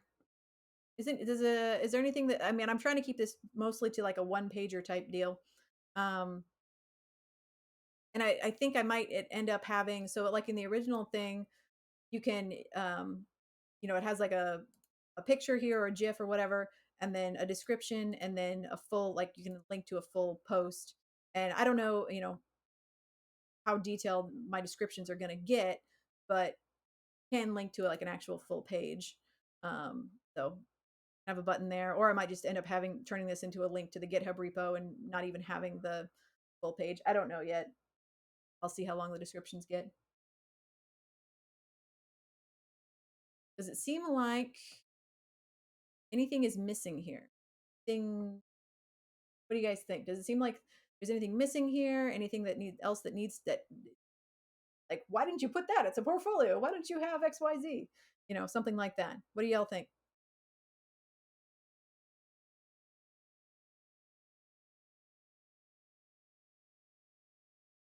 Oh, and also too, I wanted to share if you are interested in making GIFs, if you're interested in making GIFs, um, there's a really great program out there called Screen to GIF. And it's probably kind of hard to see, but it's a free download. It's a free open source program. You don't have to, you don't have to pay for it. I bet if I click this, it'll go to their website. Let's do GIF. I would highly recommend this software. If you ever need to make GIFs for any reason, it's so good. It's really easy to use. You can make GIFs, you can edit them. You can, draw. You can make GIFs any size you want. It's really incredible and easy to use. So yeah, I highly recommend it. And again, it's free anyway. So like if I wanted to make a GIF, I would just click on record, and then I can size my box to however big I want the GIF to be. I just click record. I record my GIF, and then I can save it and I can edit it. You can do whatever you want with it. So anytime that you see, like if you're on my Twitter, and a lot of the times I will do GIFs on the tweets that I make for my projects to like show you, um, hey, this is what we're going to be building. Here's what it's going to look like. Like every time I do that, I use Screen to GIF to make that GIF. So definitely, I think everybody should download this because you never know when you're going to want to make a GIF. No worries, keep doing. I'm glad that's helpful for you. Hey, Jim, good to see you. They asked what diagramming software are you using. I am using, it used to be called Draw.io. I guess it's called app.diagrams.net now. But I like it a lot. It is great software it's a great app for doing all kinds of diagrams. So if we just do a new real here quick, you can call it whatever you want. And then you can choose from a bunch of templates. So, for work, I'm usually doing either like flowcharts or entity relationship diagrams if I'm building something for work, or you can just do a blank. And then you can save it to OneDrive, you can save it to Google Drive, wherever you want it. Um, and it's got a ton of symbols, ton of customization. For me, it's way easier to use than something like Visio, or other diagramming software out there. They've got a ton of different options to choose from. It's pretty much infinitely customizable, or you can just do everything with the stock symbols that it gives you. But I think it's fantastic. I love it. So whatever you want to build, especially if it's like a technical diagram of any kind, it's really great for that. It's not as flexible as something like Figma, so it's not this isn't necessarily built for like web app diagrams or UI UX design, but it's really great for technical diagrams and flow charts and ERDs and the more of the technical type stuff. Or it's great if you're a backend designer and you want to try to build a user interface and you don't want to use Figma, like I'm doing right now. And now that brings us to the next part of this, which is colors. So I'm gonna need y'all's help with colors because I'm not good at that. So Antonio suggested earlier, Colors AI, I believe was the site. Colors AI. Is that it? This doesn't seem right. What was that? The site with the colors. Oh, AI colors. Oh, here we go. Okay. Uh, got it. Oh, okay. So like greens. Okay. So like here's a green pattern. Okay. Oh, Jim, I'm glad that's useful for you. Yeah. I really, really, really like, um, I still call it Draw.io. I really like Draw.io. I use it a lot. No screen to GIF for Linux? Ah, oh, that's lame. Also, it will generate new colors. Okay, so yeah, we got a lot of nice palettes here. A little too autumny for me.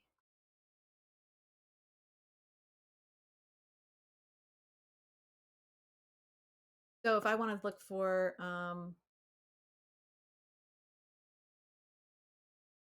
say something like cool forest greens. Oh, okay.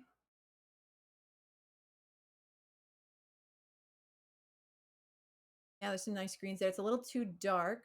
Um, cool. What do I want to say?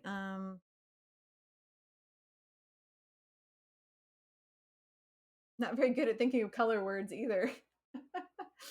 Oh man, I don't know. Greens, give me greens.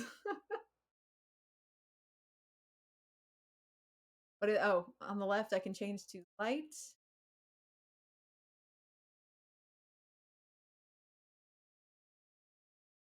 Oh, portfolio. Okay, there's a portfolio view. Nice. Okay, that's what I want. Or maybe landing page. Oh, portfolio.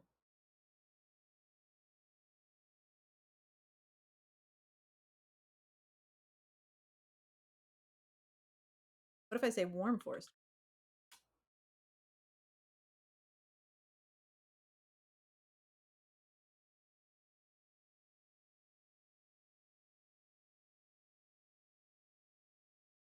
One job, please, green. Money green. Yeah, there we go. Give me, yeah. Let's the color of money. There we go. I'm trying to do. Let's do some subliminal messaging here. I like. Actually, I kind of like that. I like the color of money. It's a little too electric, maybe, but click on one color. So like this. Oh, I see. You can change the hue. Yeah, got it.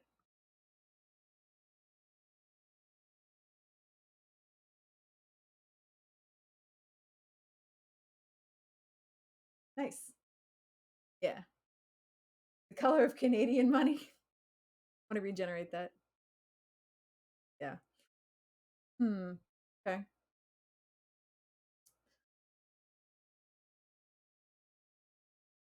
Gosh, I suck at colors so much.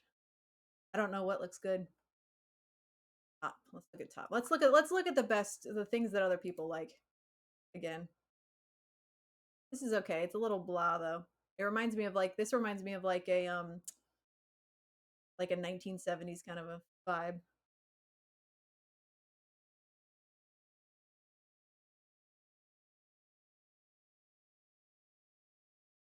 That's a little bit too impersonal.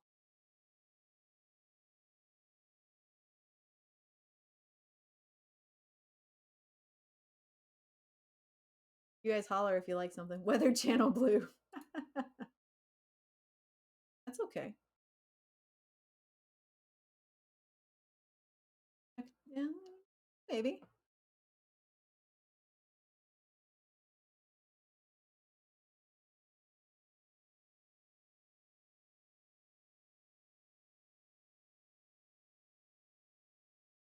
Play green primary. Kind of a minty look.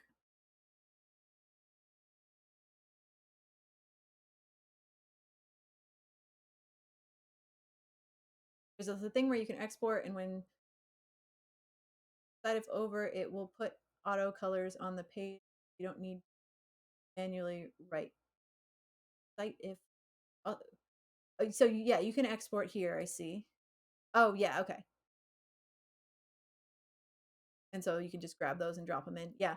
And on this template, we could try out a few of these and see how they look.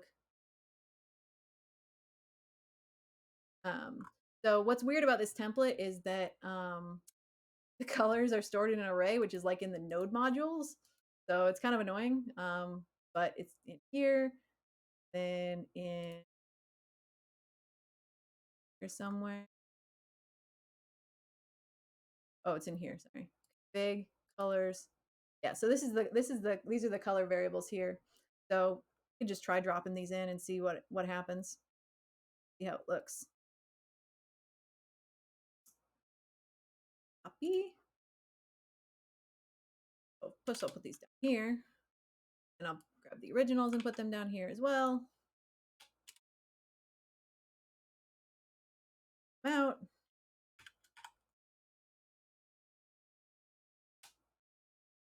That.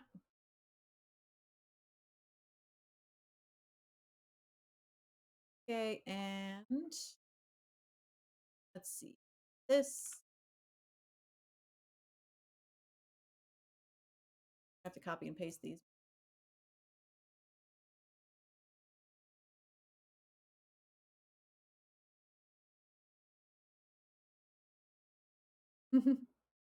Your teacher from primary school saw you became good with colors.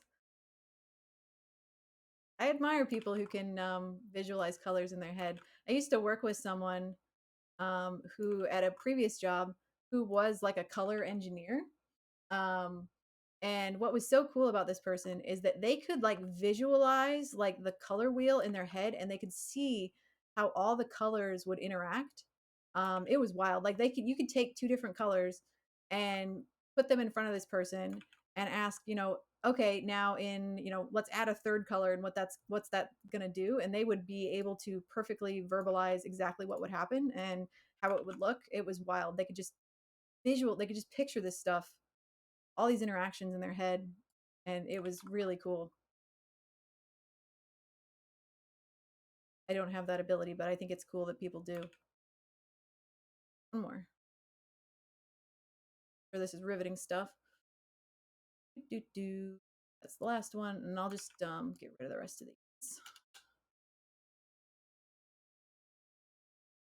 Yeah, sounds like your brother has pretty good sense of that too. We'll see if this is actually gonna accept that I've commented these out. We'll see. I don't know, or if that's just TypeScript being TypeScript. All right. Oops.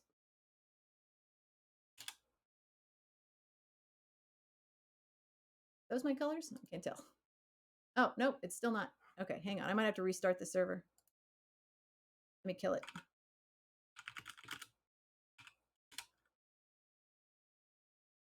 Start it again. Okay. Oh, nope. It doesn't like that. All right.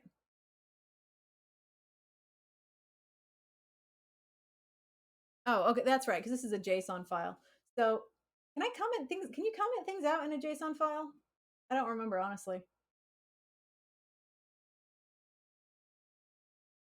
No worries, Jam. I appreciate you coming along for the ride, certainly. Antonio says nowadays you use machines for mixing colors. Yeah, the person I was working with actually was when I worked for an e-commerce company, and we were printing things on like T-shirts and mugs, and so he would have to know how those colors would interact when like printed on a T-shirt, and so it was a little bit different than like mixing paint. So so in JSON, what's the symbol for commenting? No,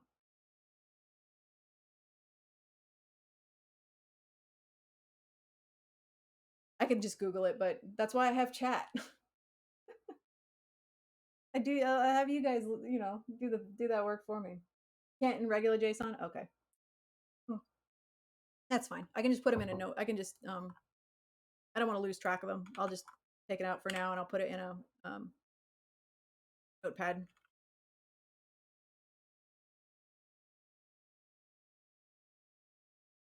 That's fine. We'll go old school. Yeah, I'm yeah, I'm just gonna save to notepad. It's not worth the trouble of doing anything else.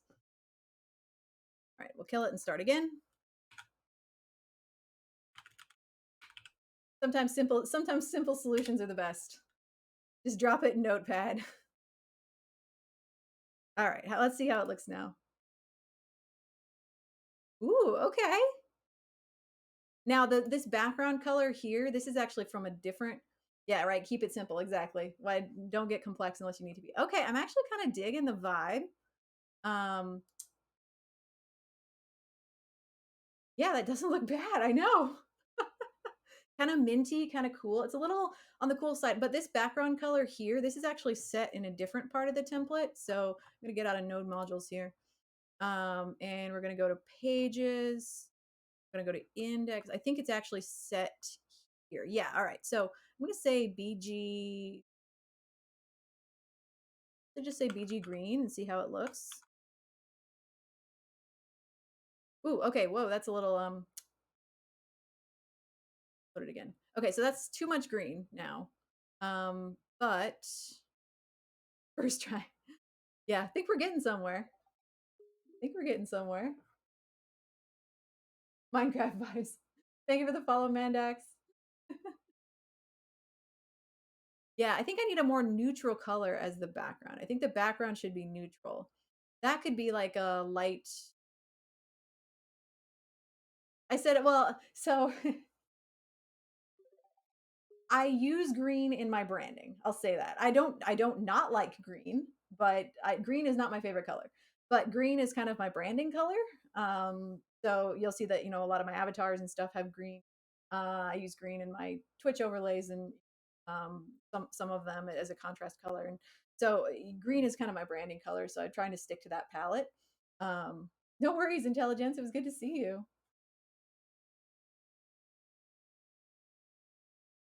So I gotta use AI colors to implement in a whole page so you don't get too much one color. Yeah, I mean, I think once I find a good background color, it'll contrast really nicely.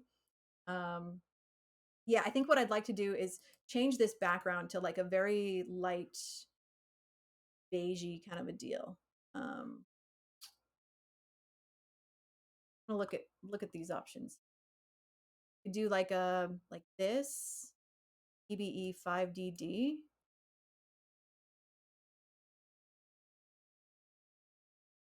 or if I can, or what if I just do this? What if I do? I don't know what that's gonna be called. Background. I don't know. Will that work? Okay, that's just white, but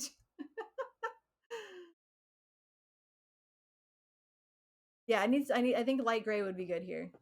Maybe if I spell gray the American way.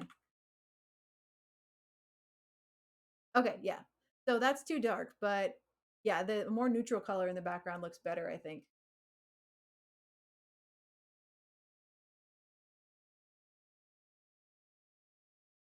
Use whole colors that you A lot of colors, not only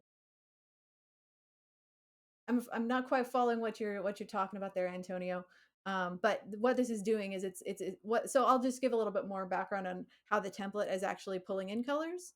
Um, what it's doing is it's taking for each card. So these are all individual like cards, right? So each of these things with borders around them, they're individual cards. And for each card, it's looking at that array that we just built of colors, and it's literally just doing a math dot random, and it's pulling a random color from each one. Like so, each card is doing a math dot random and picking a random color from the array to use as the background. I'm not sure if I like that behavior or not, but at least it does give you kind of a taste of different palette options.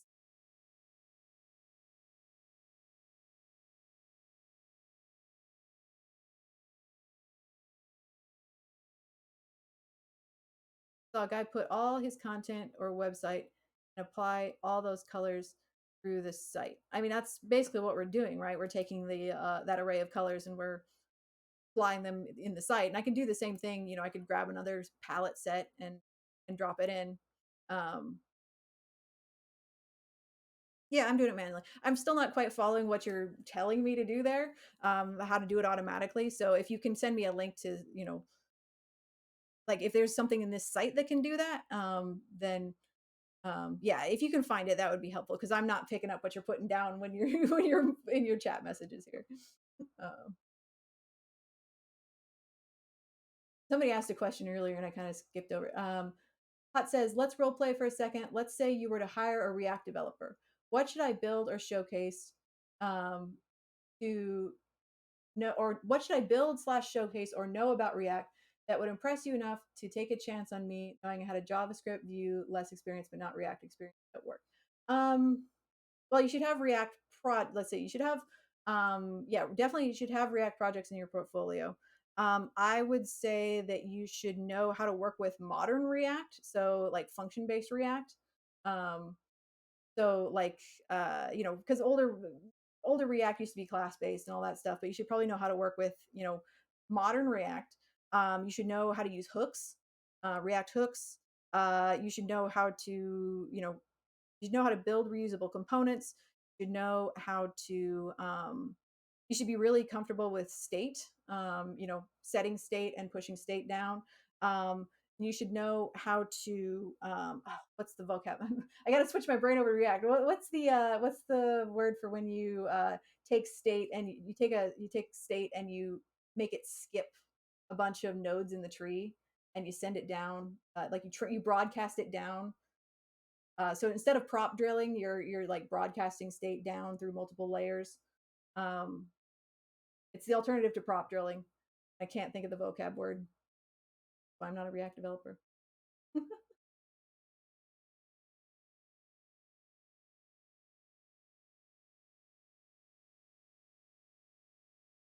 It's context. Yeah, it's so context. Yeah, you should know how to do context probably. Um, and it could be the same. It could be that could be what that is in Vue.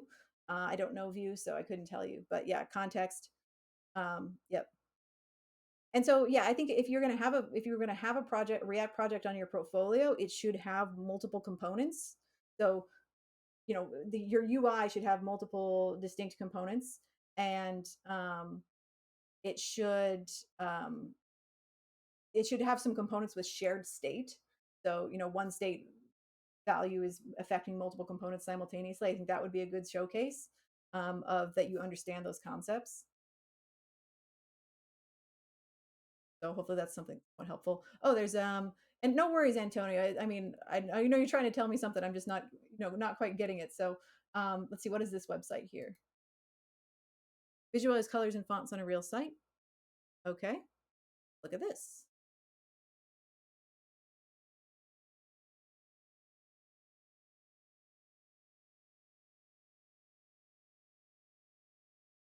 Oh, I don't want to pay. It's hopefully there's a basic one. Oh, okay, here we go. Text, background, primary, secondary, accent. Okay. Sure. Text background. Yeah, we'll do white background for now. Primary green, sure, that's fine. Secondary,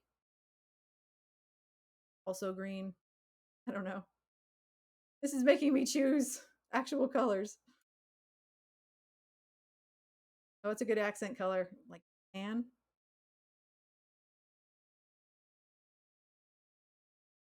I'm not prepared for this. Sure, that's fine. We'll do that. Okay. Oh, I see what it's doing. It's applying it here. Got it. Okay, that's neat. I do like the way that this one actually generates all the colors for me, though, gotta say. I don't see. I want to go back to this um, main class BG Gray P6. Well, let's look at this. Let's look at the styling a little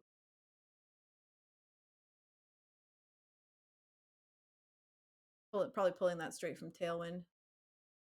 I don't think there's those types of definitions. This here.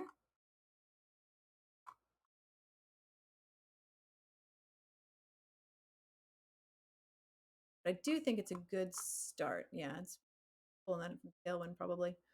Um, I could define my own class and set the color there.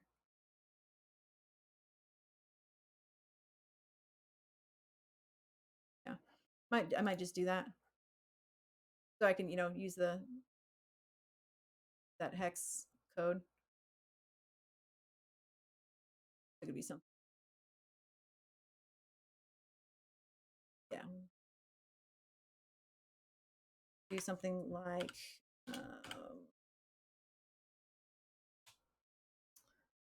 What do I want to call it? I'll call it beige. Is that beige? What did I? Oh, all right. We'll just beige, and then set the background color. That. What color is that? Like a light, very light beigey color. Okay. Pages.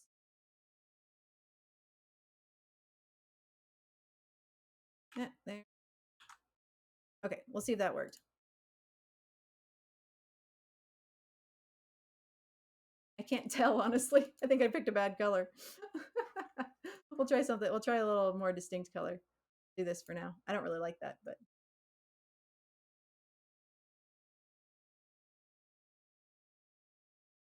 Oh, okay. I see what you're saying, Antonio. Yeah, so and that may be what that's kind of like that seems to be kind of like what this site does is that you can pick you can pick your your primary, secondary, and accent colors, and it sets them for you, on an actual website, which is nice. Yeah, and I can play around with colors forever, certainly.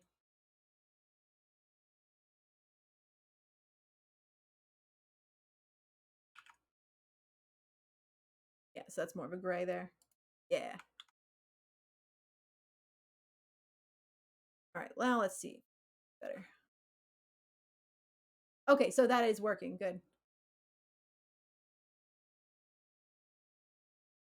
That is the right one. Yep. Okay, so that is working. Great. Um, that's this is too dark though. Something a little warmer.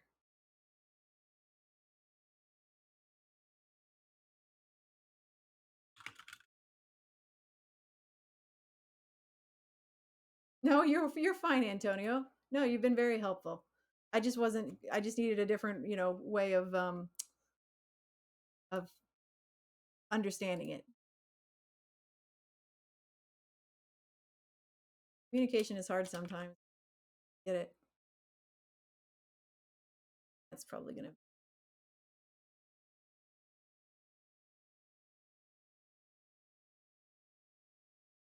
I picked this one before.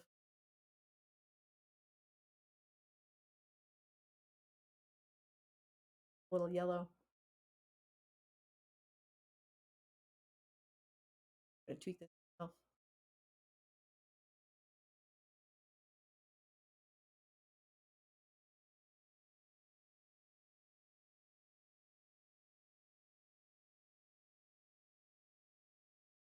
That maybe? I don't know.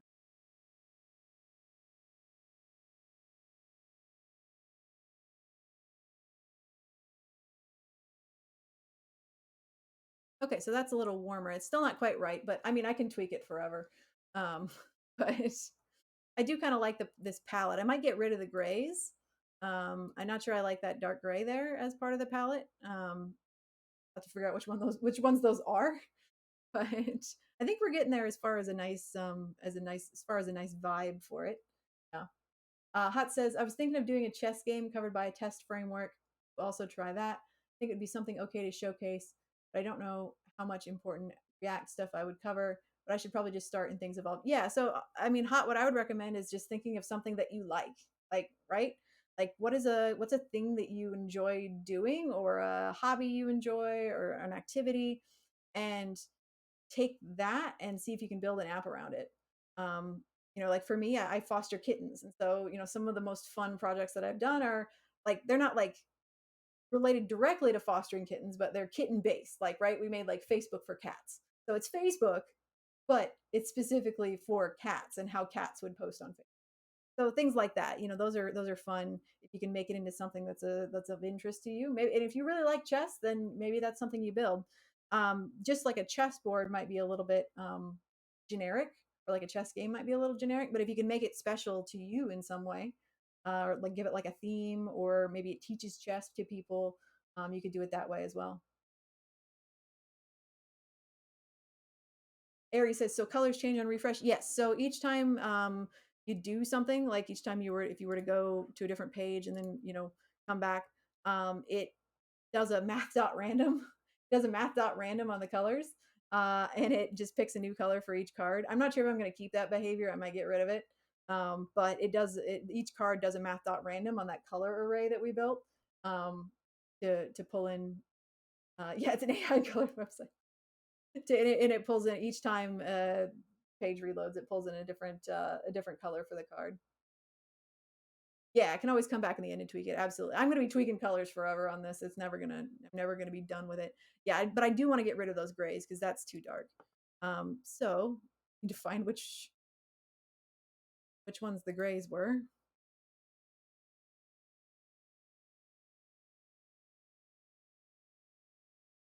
This one, yeah. So it's 2E3, 332, or E14. So get rid of those two. Maybe this one too.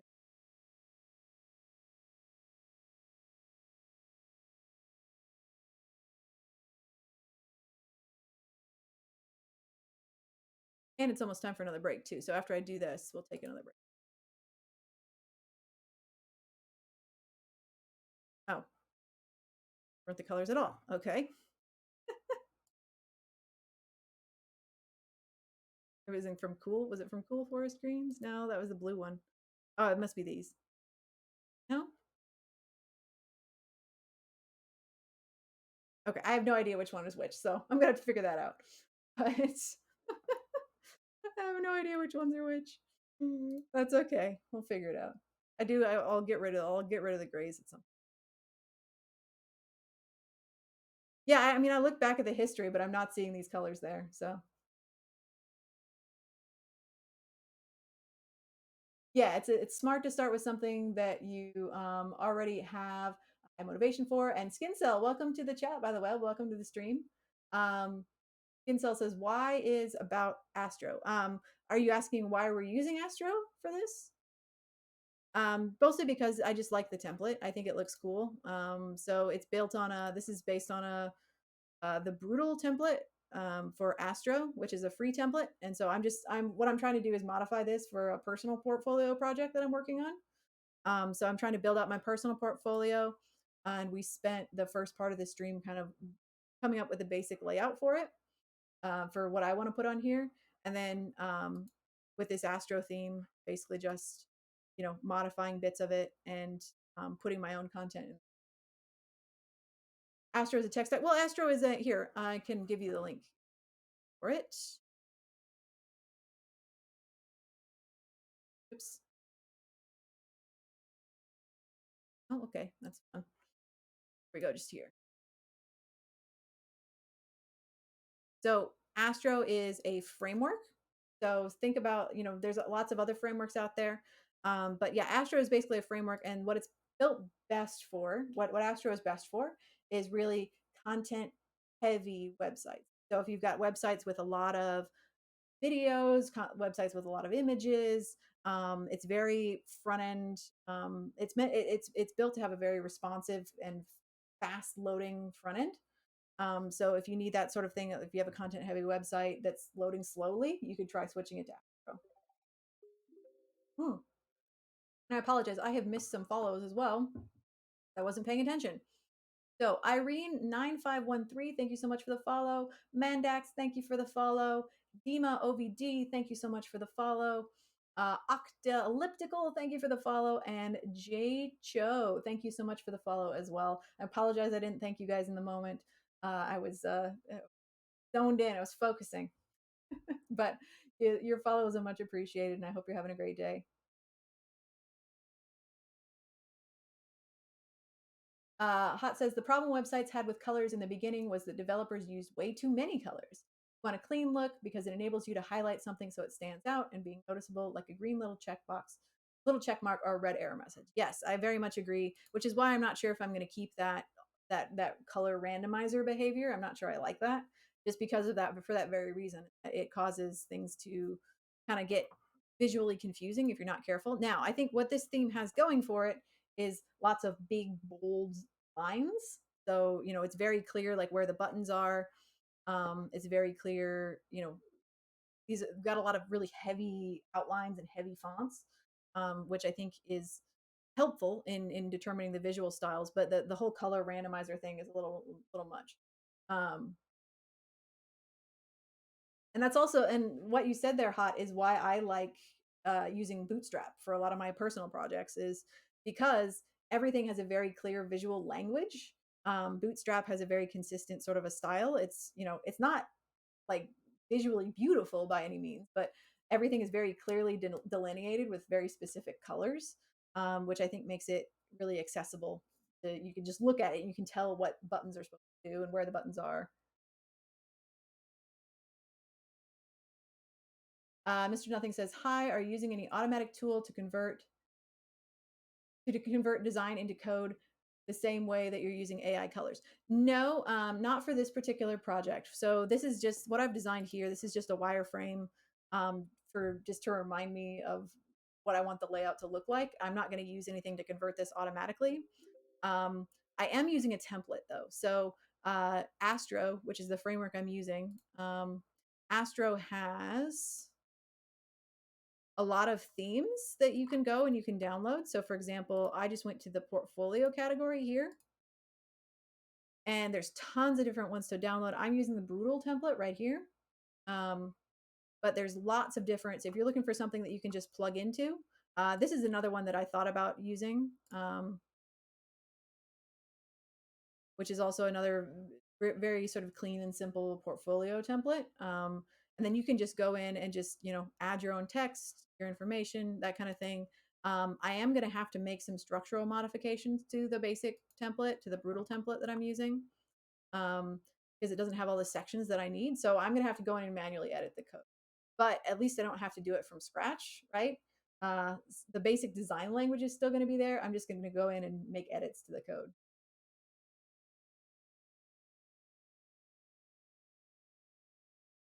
Ari says you can use colorize VS Code plugin to visualize colors. Yeah, I mean, and VS Code does do that to some extent when you are like in a CSS file, right? I think just because I'm in a JSON array, it's not, but that's okay. I'll spend days tweaking that, certainly. Antonio says, I think we'll use Astro for the agency project. Yes. So if you're in 100 devs and you're taking part in the agency project that we're working on, we are using Astro for that for a very specific reason, because it's for a media design company, with a lot of high res images and GIFs and videos, and it needs to load fast. So Astro was determined to be the correct choice for that, because for that very reason, it's content heavy. Antonio, last week we actually did a tutorial, to get started with Astro, so you can watch along with that if you want.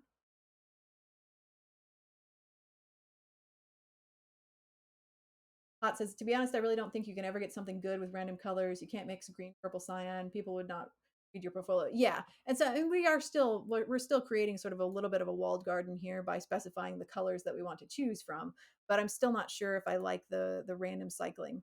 So, between like darks and lights for main. Yeah.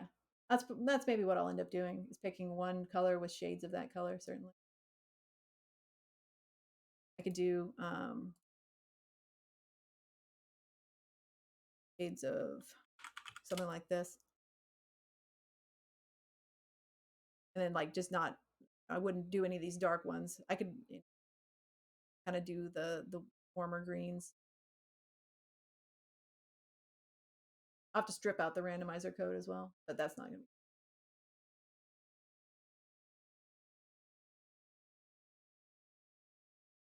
A lot of white, some gray and black. Yeah, primary and secondary colors for important buttons.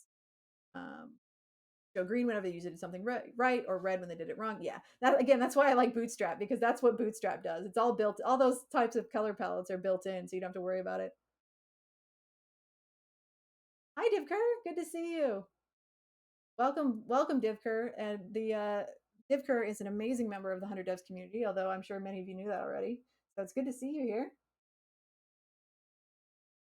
Yeah, Divker, I am completely clueless about colors. And so what I'm doing is I'm working on a portfolio template. So like for a personal portfolio. So like this is kind of what I'm working to build out. Behold my beautiful wireframe. And so if we were looking at, and then this is the theme I'm working with is called Brutal. It's an Astro theme. Um, and it's got a pretty good layout that I like. And so I'm taking this and I'm modifying it to kind of fit this layout here. Hey Dan, good to see you. Um, so if you have any suggestions, Divker, feel free to shout them out. But if we're gonna deal with static colors, I could actually do some playing around here in our layout. So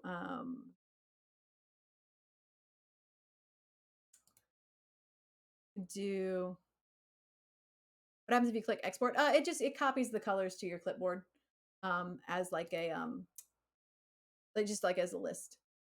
So it copies the hex codes to your clipboard.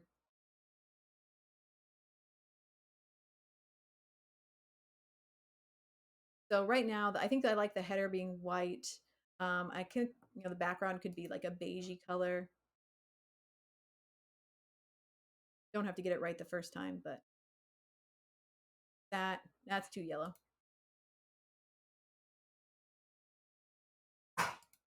Sorry, that was my dog coughing. Still too yellow. Lighter.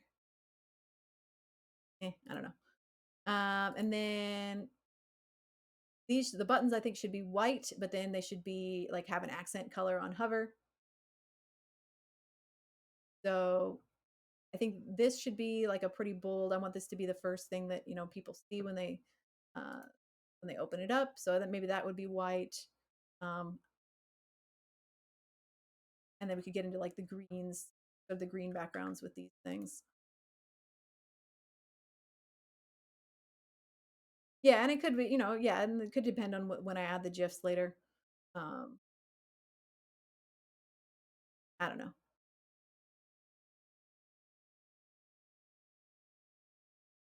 Me picking colors independently is not a good idea. I'm not good at it.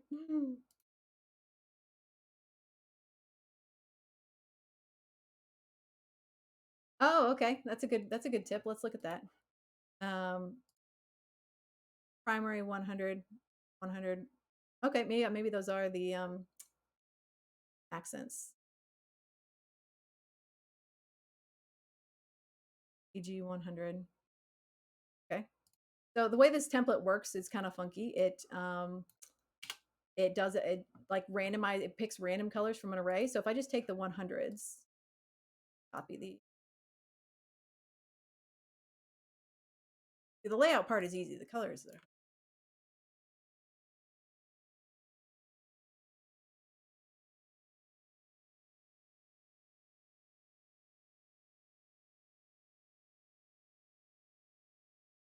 Also, we need to take a break, by the way, too. Oh, not the 200s. Just, well, I'll try the 100s and the 200s. See what we get. And then we'll take a break because we really need one. Getting invested in colors.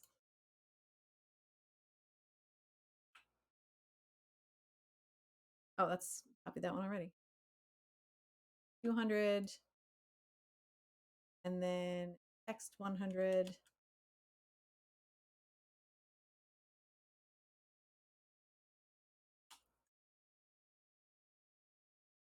$200, and then a couple more.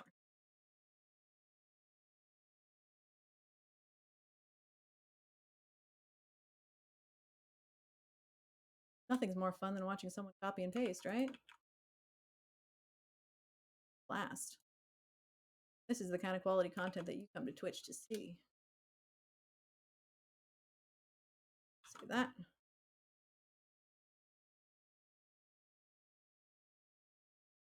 Oh, and I'm going to have to actually stop this and restart it.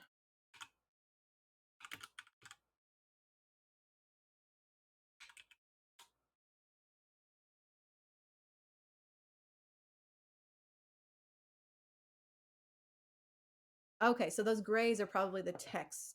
I'll take the grays out. So if I were to here.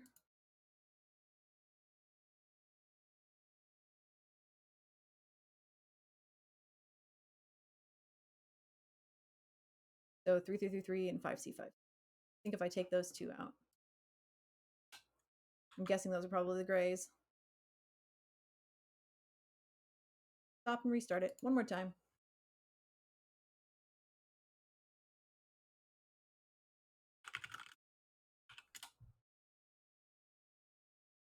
I'll catch up with chat in just a minute. Yeah, okay. Oh, that's nicer. Yeah. No more dark grays anymore. I still think that background color needs adjusting, but this is better. Thanks, Divker. As always. Coming in clutch.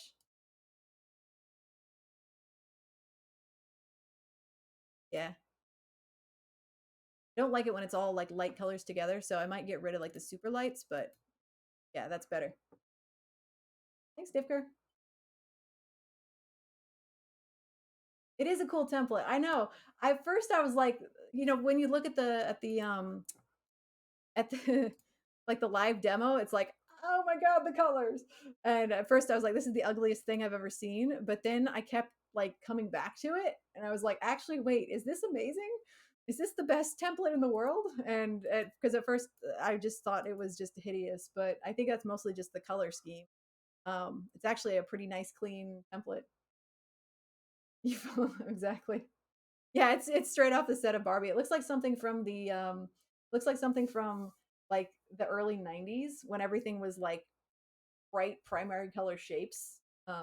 If anybody's that old out there and remembers that design scheme, like late 80s, early 90s, but everything was like, yeah, bright primary color shapes. Miami Vice colors. Yeah, Florida. Exactly. More sort of like Grand Theft Auto 6, right? What they're going for. Or GTA Vice City, sure. Oh. All right, I'm gonna catch up with chat and then we'll take a break. Bootstrap is good for that. Very helpful and intuitive for users. We actually spent the last 2 or 3 years to remove Bootstrap, but not because of the colors, because our reusable view component and usage of Flexbox and grid templates gives us a bit more flexibility. Yeah, sure. There is a lack of flexibility in Bootstrap, which is, yeah, depending on what you're building, that could be a hindrance, definitely. Is it worth it to learn Bootstrap? I would say so. It's a very quick way to get a user-friendly app off the ground.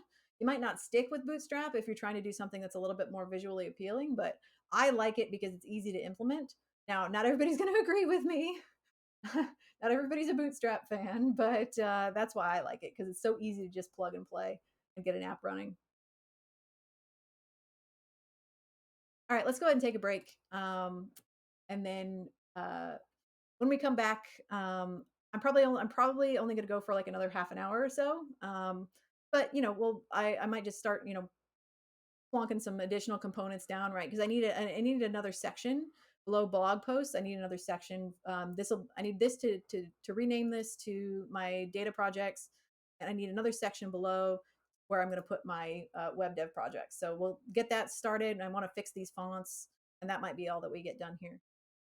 Anything to avoid styles.css. Yeah, pretty much. All right, 5 minutes and we'll come back. See you shortly.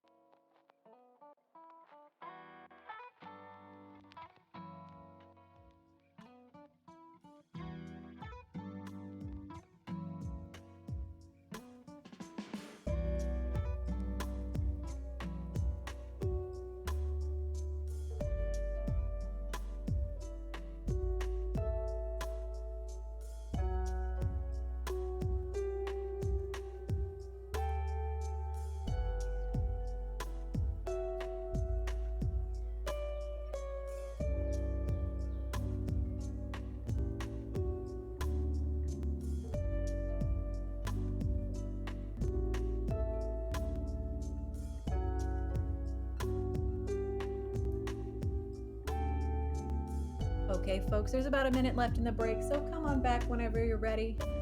Get yourself a glass of water, get up and stretch. If you've been sitting this whole time, shame on you. Get up and stretch, and then come on back when you're ready. As always, pet your dogs, pet your cats, pet your significant other with their permission, of course, and then come on back.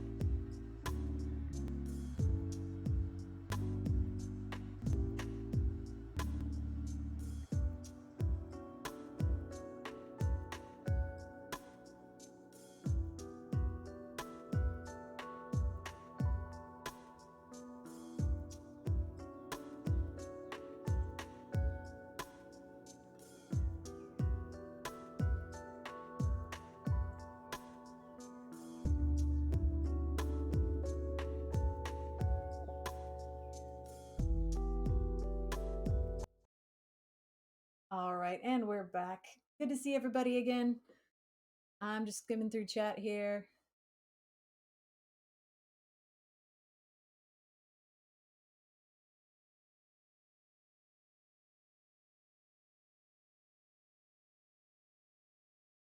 Yes, so yeah, and that's a good point that you have there, Antonio. Yeah, it's always good to learn the fundamentals first, so that in an interview, if they say you're not allowed to use any frameworks, then you can still build something or explain something without a framework. So yeah, fundamentals are always good first. Yeah, but built-in component styles are nice because yeah, you don't have to. You can set up a brand template or something like that, and you don't have to worry about getting it right every single.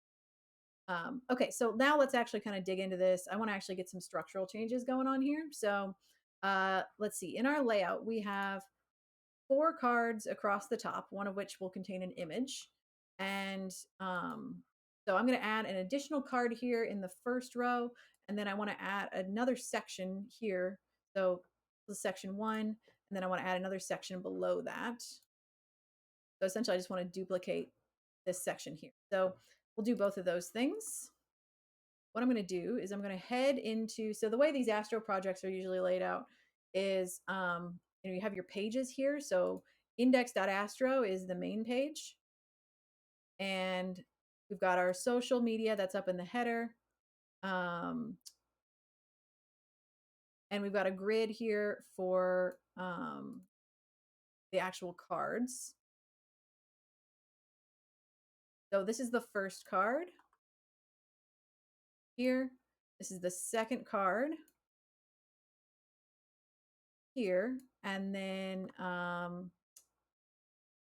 here's the third card. Yeah, so these are the three cards that are across the top. So I'm just going to copy this card right here and put it below, and we'll see how that looks. Okay, so that put it underneath. I want them side by side, though. Hey, Renee, it's good to see you. We're just playing around with the template, and I'm learning about colors. We did a layout for how I want my portfolio to look.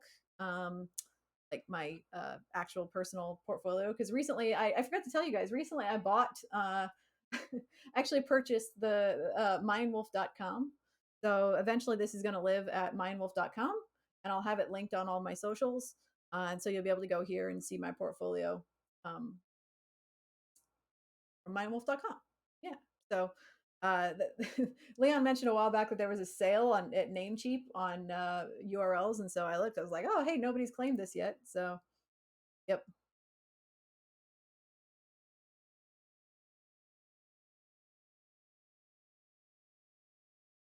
Okay.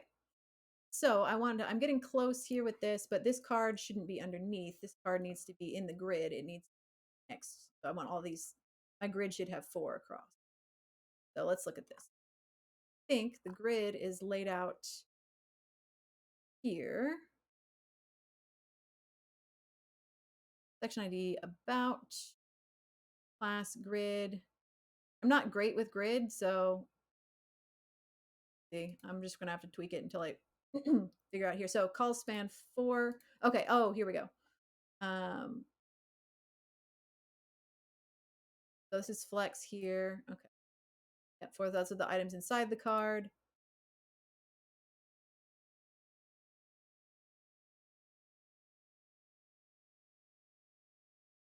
What do I need to do here? Call span 4.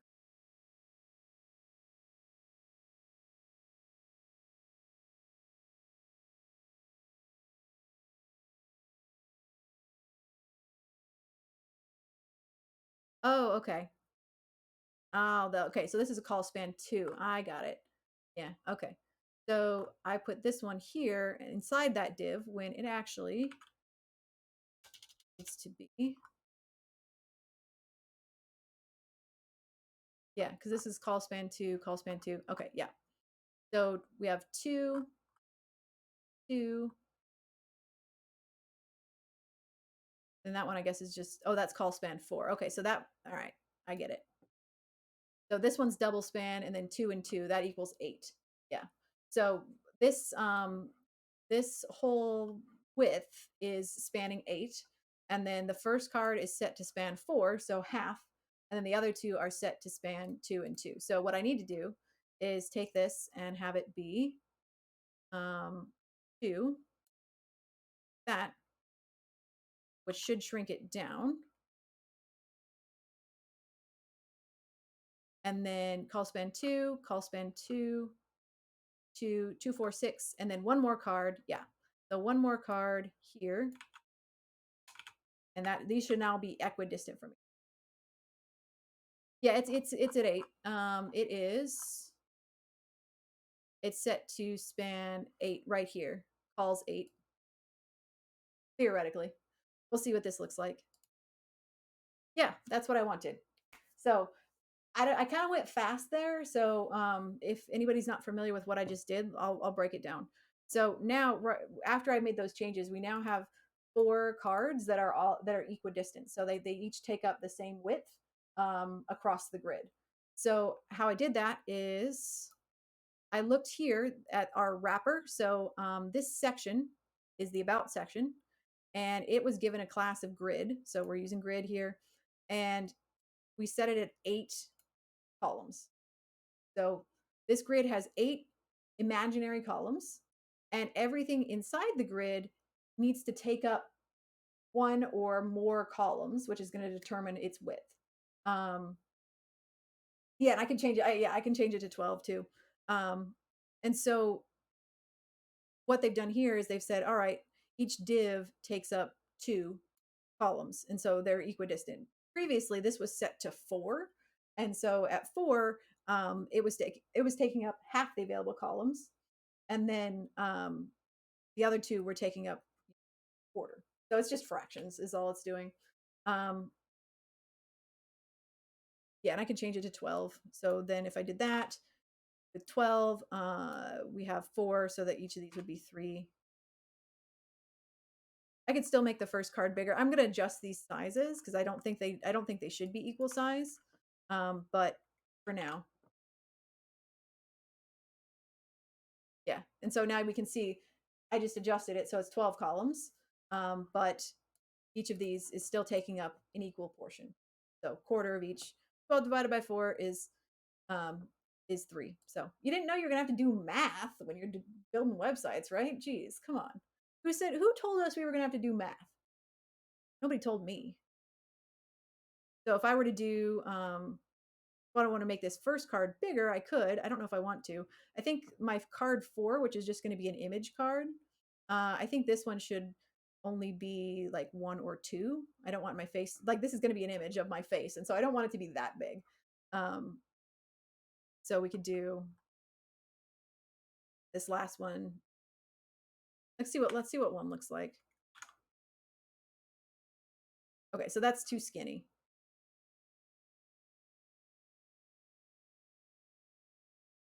So 2.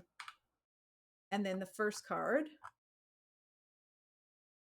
can be 4. Then when we do that, yeah. So that'll be, yeah. So face card will be over here. These 2 will be, oh, I think actually I changed the wrong one. I changed the second one. Oops. Okay. This will be 3. And then this will be, that's right.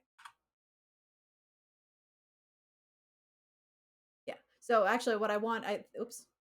I think what I want is this one to be the biggest, these 2 to be equal, and then the face card on the right to be the smallest. So face over there, middle cards, this card the biggest, is like the hero card, and then these 2 equal. But we'll see. I haven't actually put the content in there yet, so we'll see what that looks like. Now, the next thing I want to do is I want to add a second section here that's essentially this one repeated. So that should be pretty easy. Here, probably another section for that.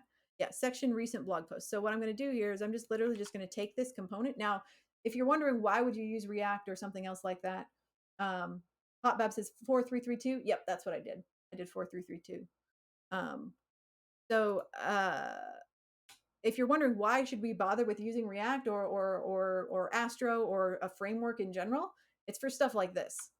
Because all I need to do to duplicate the section that I want to duplicate, which is this, all this stuff right here, all I need to do is just take this and copy and paste it and then save it.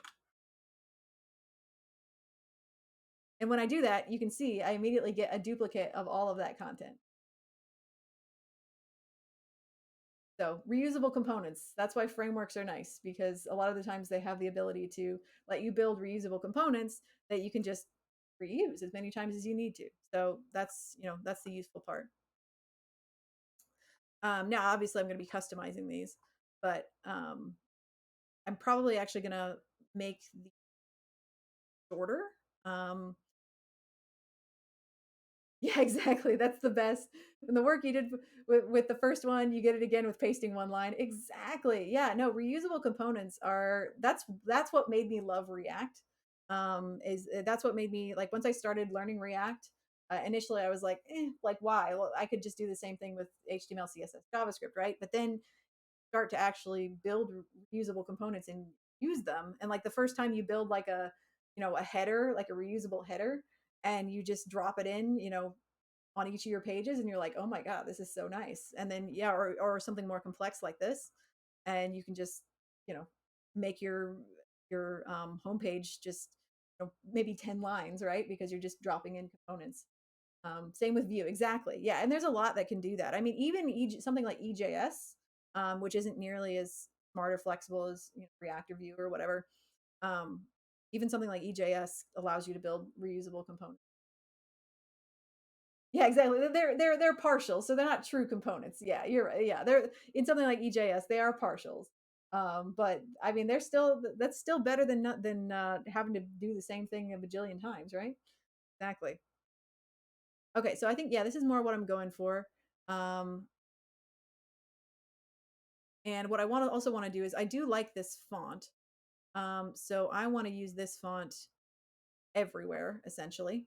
I don't like the clashing serif and sans serif fonts that we've got going on here. So what I'm going to do is figure out what font this is, and I just want to use it everywhere.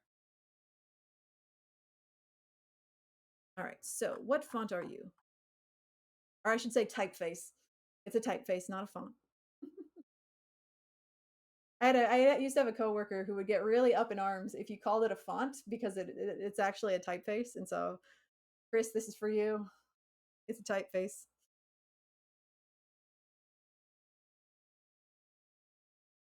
Let's see. Layout. Okay, so this is we're passing this information. Where are we at? Brutal theme for Astro. Okay, so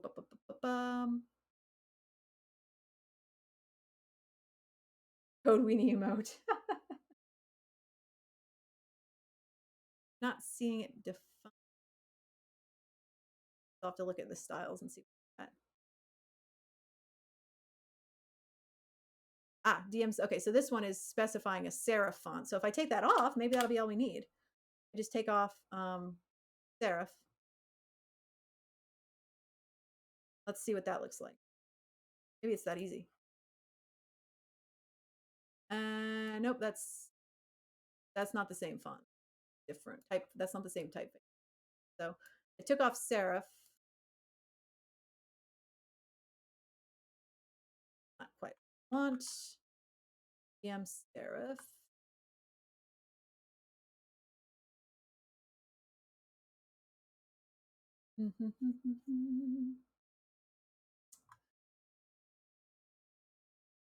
Okay, so this is specifically explicitly specifying serif for those, but the other ones, maybe it's let's look at the styles.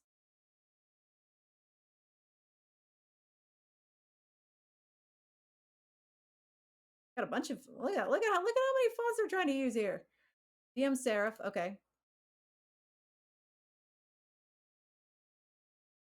Outfit, Poppins, Ches.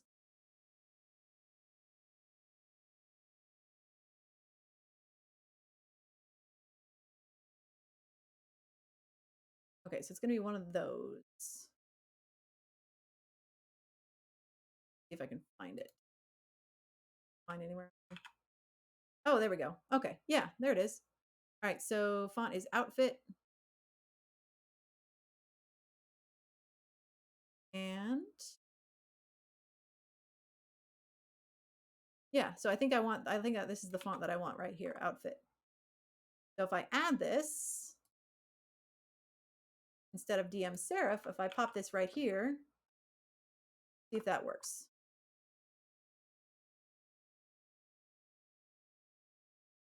Yeah, that's what I wanted. That's the font that I want. Hooray!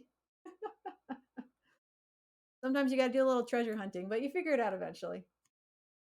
So what I did there is I couldn't quite figure out what where this font was coming from. So the first thing I did is I took off the tag that I could see looked to be font related. So there was a tag on the end called DM serif. I took that off. And when I reloaded the page, the font was still not correct. It was just using the generic sans serif font. So, but I wanted this font specifically. And so what I did is I looked at the global style sheet. There's a lot of fonts listed there, but this one seemed to be outfit. Um, I I just basically took the first one on the list that wasn't a serif font right here. And I said, all right, I can copy this name. That's the class name, right? And then I went back to the home page and I just did a control F. So find, and I looked for where that is being used, and I saw it was being used on the main hero card. So now I can just take this and I can just copy it. I could do a replace too, but and I'm just gonna pop that in there. I'm probably gonna have to change it inside of the blog post component too, but we'll see how this looks. Yeah, that's what I want. Nice. Oh, and I think we got a follow here. We got a couple follows that I haven't thanked yet. Uh, Gian Lumele 19, thank you so much for the follow. Those Root, thank you for the follow. And Andreas 135, thank you for the follow. Good to see you all here. You lost me at global.css. Nobody likes a style sheet. Yeah. All right, so now if I want to change the font here or typeface, whatever, I want to change the typeface here. I'm actually going to need to go into the component itself. So uh, fortunately, they've got this, you know, put together pretty well. So I can go to components and I can go to somewhere in here and find it. Recent blog post. There we go. Yeah. And so again, I'm going to just replace that here. And because it's a component, I only have to do it once and then it'll replace it everywhere. Ta-da! Perfect. Great.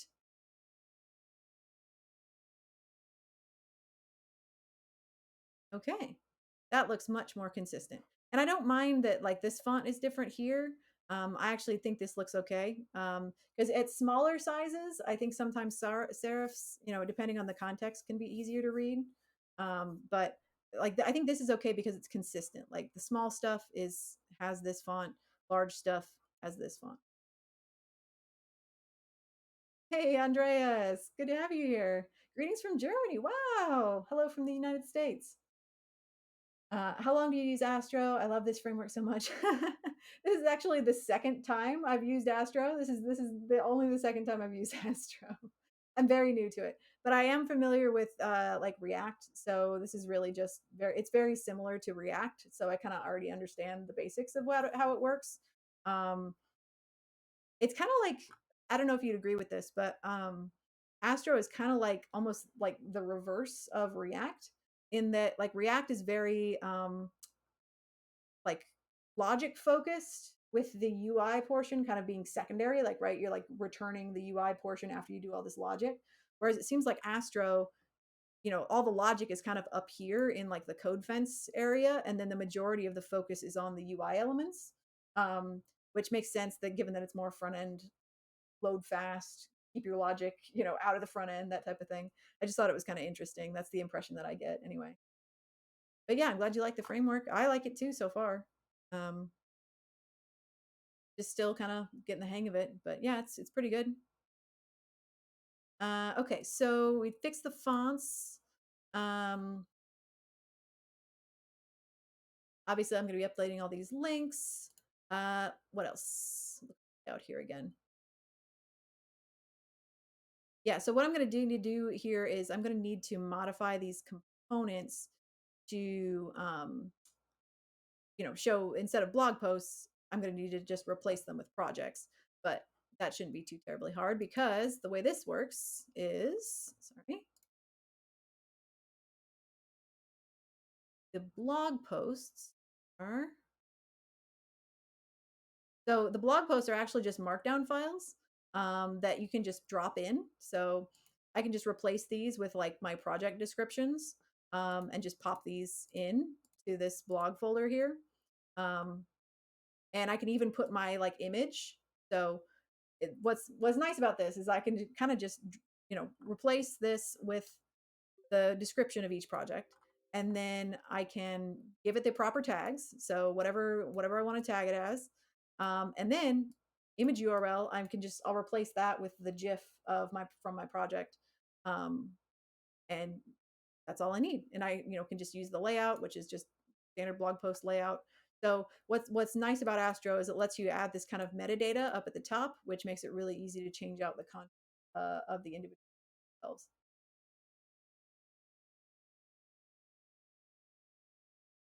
Andrea says, I would like to use it for all my projects, but I need PHP in Astro files and I don't know how to implement it. Ooh, yeah. As a external file, PHP isn't a problem, but inside of Astro, I'm struggling with it. Yeah, I'm afraid I don't have a PHP background, so I can't really help you there. But have you looked in the documentation to see if there's a, specific way you should implement PHP? It looks like the Astro docs are pretty good. I've had some pretty good success navigating in them. Um, but yeah, if anybody in chat here works with PHP and Astro, feel free to chime in. But yeah, I'm afraid I don't know PHP, so I can't really help you there. No JavaScript and SQL, but no PHP, unfortunately. Yeah, so I'll just be, once I come up with descriptions for these projects, I'm just going to drop them in here. What I'm probably going to have to do, though, is do something to modify the. My dog is lying on the couch behind me and he is snoring really loud. I hope you can't hear that, but it is kind of funny. He's literally snoring.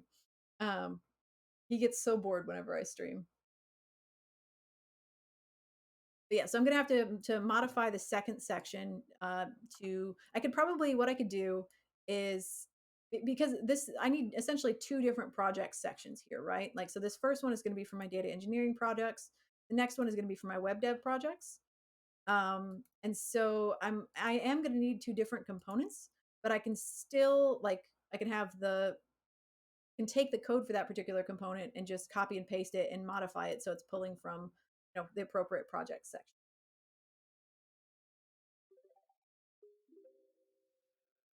Mason Grow 69, thank you so much for the follow, and Magic Turdy, thank you so much for the follow. Good to have you here. Awesome. Well, I think we've got a pretty good start here. And also, I want to thank. We're going to wrap up here in about 10 minutes, but I wanted to thank everybody for tuning in today. If you joined a bit late, the reason why I'm actually streaming today is because um, a family member of mine actually got COVID, so like Christmas is postponed with my family. I don't have COVID, so I'm staying away to not get infected. Um, so Christmas got postponed, and I'll be real, I was a little bit bummed out today. Obviously, like I was like man, I had all these plans, and I have to completely like reschedule everything and all this stuff, and so I thought, what I should do? I should be productive. I should, build out my portfolio. But I really, really, really dislike like building out. I don't know. I really dislike like building out my portfolio by myself. And so I thought, well, you know what I should do? I should do it on stream, and I should do it with chat, and I should make it into a fun thing. Um, and get feedback from chat and get help with colors because I can't do colors and all this stuff. And so this was super helpful for me just to make progress on this. And I hope y'all picked up something, a little bit of something, and learned something. Um, and got a little bit out of it too, because I certainly got a lot out of it. So yeah, just wanted to, we still got a few minutes left, but I did want to thank everybody for stopping in today because it was really helpful for me personally. You just finished it all here in Denmark. Oh, you had COVID. Oh, that sucks. Yeah. And once again, I do want to review the tools that we use today that you might find helpful when you're doing your own projects. So first off was what we used for our wireframe here, and I am going to keep working on this. Like feel like I have some good momentum now. I've got a good feel for what I want to do. So I'll let you. I'll post on Twitter when when it's done. It's not going to be done today, but I will post on Twitter when it's up and running, and you all can visit it. It'll be at mindwolf.com. But the tools we use today. So we made the wireframe in Draw.io, which is at app.diagrams.net. It's a great tool. I love it. I use it for flowcharts at work. I use it for entity relationship diagrams, all sorts of things. So I am better using this than I am at something like Figma. You know, but because I feel like it's more of a multi-purpose tool, but to each their own. So that's the first tool we used. Also, another useful tool is Screen to GIF, which is how I make all the GIFs that I post on Twitter. You can capture whatever you want. You can capture mouse clicks. You can capture whatever size of content that you want. It's a free tool. All you do is record, and then once you record your content, you can edit it, you can remove frames, you can add text, you can modify it however you want, and then save it as a GIF and use it anywhere. So that's what I use for all my GIFs that I put on Twitter, um, to advertise my projects and things like that. Let's see what else. The other tool we use that was helpfully suggested was aicolors.co. So aicolors.co, that was helpful. Also, Screen to GIF. Yeah, and those are great tools if you want to get a little help building your projects. Oh, Hop says no COVID, but finish the eating. Oh, you finished all the Christmas stuff. Nice with your family. That's great. Eating presents and games with kids. We're ahead in time zone. Okay, I got you. Yeah, yeah. It's still very much Christmas Eve here, where I'm at. But yeah, I'm glad you had a nice Christmas. Regalia says we're being asked to wear masks at work. Yeah, it's going around pretty bad right now. I think everywhere, just everybody's mingling and getting together and all that stuff. So please do be careful out there. Be careful. Don't get sick if you can help it. Take appropriate precautions. Um, I'm delaying time with my family by a week just to make sure that everybody's safe. Drunk Uncle Grandma says Astro templates, didn't know that was a thing. Yeah. Um, that's the other thing too, is that Astro, if you go to astro.build and you go to resources and themes, um, you can get a crap ton of themes for free. There's a couple that are paid, but most of them are free. And like you can filter by categories. So like I just did a filter by portfolio, and they look really nice. Like I feel like they're more creative than a lot of the portfolio templates that you find out there. Um, and so I really was struck by how much I liked these, because nothing against like HTML5 up or other template sites like that. Like HTML5 up is a great resource with tons of free content, but I'm not a huge fan of that style. I like these a lot better. Oh, thank you, Candy Pan. All right. Well, like, yes, and thank you again to everybody for showing up today and helping me make some progress on this and making me feel like, I don't know, a little bit less bummed out. This really did make me feel better to get something done and to hang out with some folks, even if it is just virtually, and to really accomplish something. So thanks again. Um, Pot says, I don't think it looks good to have black color when you have dark green background. The rule is if the background is more dark than light, you have to switch to light color. It's easy to read when they yeah, I think I'm going to get rid of the random color thing, and try to play around with what shades I want each card to be, because the random color you're going to get some stuff that just doesn't work, right? So yeah, I'm going to play around with that definitely. Oh, thank you, Phil Machina. Um, yeah, and so any questions for me before we wrap up? It can be about whatever. It doesn't matter. It is anything you want to ask me. Who am I? What do I do? Uh, what's your deal? That kind of thing. Oh yeah, and the hover as well. Yeah. Yeah, that's because like that green is too light. I can't even tell what that's doing. Yeah, so I'll check the hover, and that's random. That's randomized too. So yeah, like that doesn't look good. The fact that that's like dark. Yeah, so I'll have to fix that as well. But that'll be easy. It's just there's literally just a math dot random. There's just a math dot random in there that I have to take out, so it doesn't pick random colors every time. I'll assign it specific.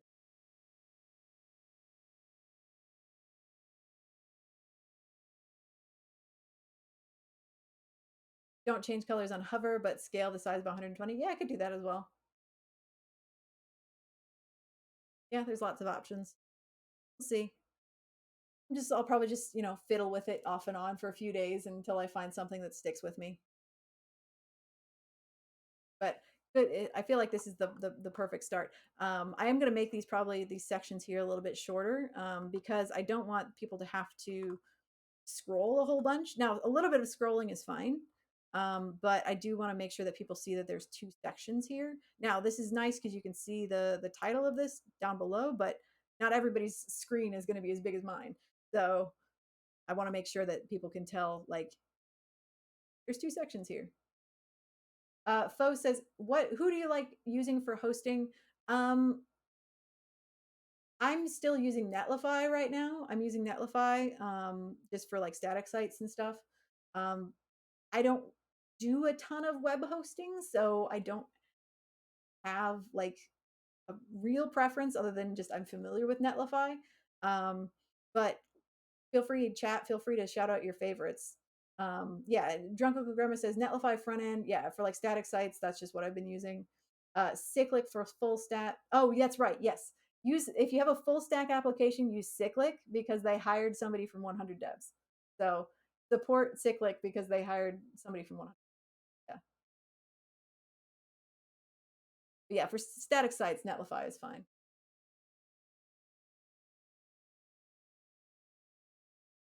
All right. Well, feel free to ask any last questions that you have before we wrap up here. I'm gonna see if we can look for somebody that we can raid. Give them a little Christmas raid, right? Spread some love. The other fine folks who are hanging out and streaming on Christmas.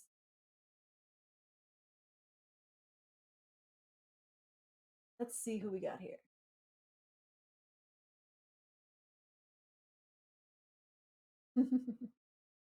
Yes, happy Christmas to everybody. Exactly. Hope everybody has a good holiday, whatever you celebrate. All right, who's online? Also, if you have any raid suggestions, if you have somebody that you're like, wow, this person is really cool and they're streaming right now, and you would like me to raid them, please, please, please shout them out in chat. Um, because I love to, spread the love around a little bit. We've kind of only got I shouldn't say only, we've got just sort of the usual folks online today. We've got CM Griffing, Zorgenheimer, Team Vash. You can see we haven't raided CM Griffing in a while. You can see what they're up to. They're coding something. All right, how about we hit up CM Griffing? And there will most likely there will not be a stream next weekend because that's when I'm actually going to be doing Christmas with the family. Hopefully, cross fingers, everybody's feeling good by then. But yeah, it's going to be probably no stream next weekend. I will plan to load some more videos to my YouTube channel though. So if you aren't subscribed to my YouTube channel and you want to see my content with no ads, ad free, not monetized, then head on over to my YouTube channel, exclamation point YouTube. Watch Twitter for announcements of me streams or moving things over to YouTube. Um, oh, thank you, Sugar. Good to have you here. Merry Christmas to you too. Thank you for the follow, by the way, as well. But yeah, follow me on YouTube, exclamation point YouTube in chat for a link to that. Follow me on Twitter. all the social medias. And yeah, I will see you all again in the new year. Happy 2024, everybody. Um, let's try to make it a good one together. I believe in us. All right. Grade is going to start now. No worries, Jungle Grandma. I will see you all again in the new year. Starting the raid.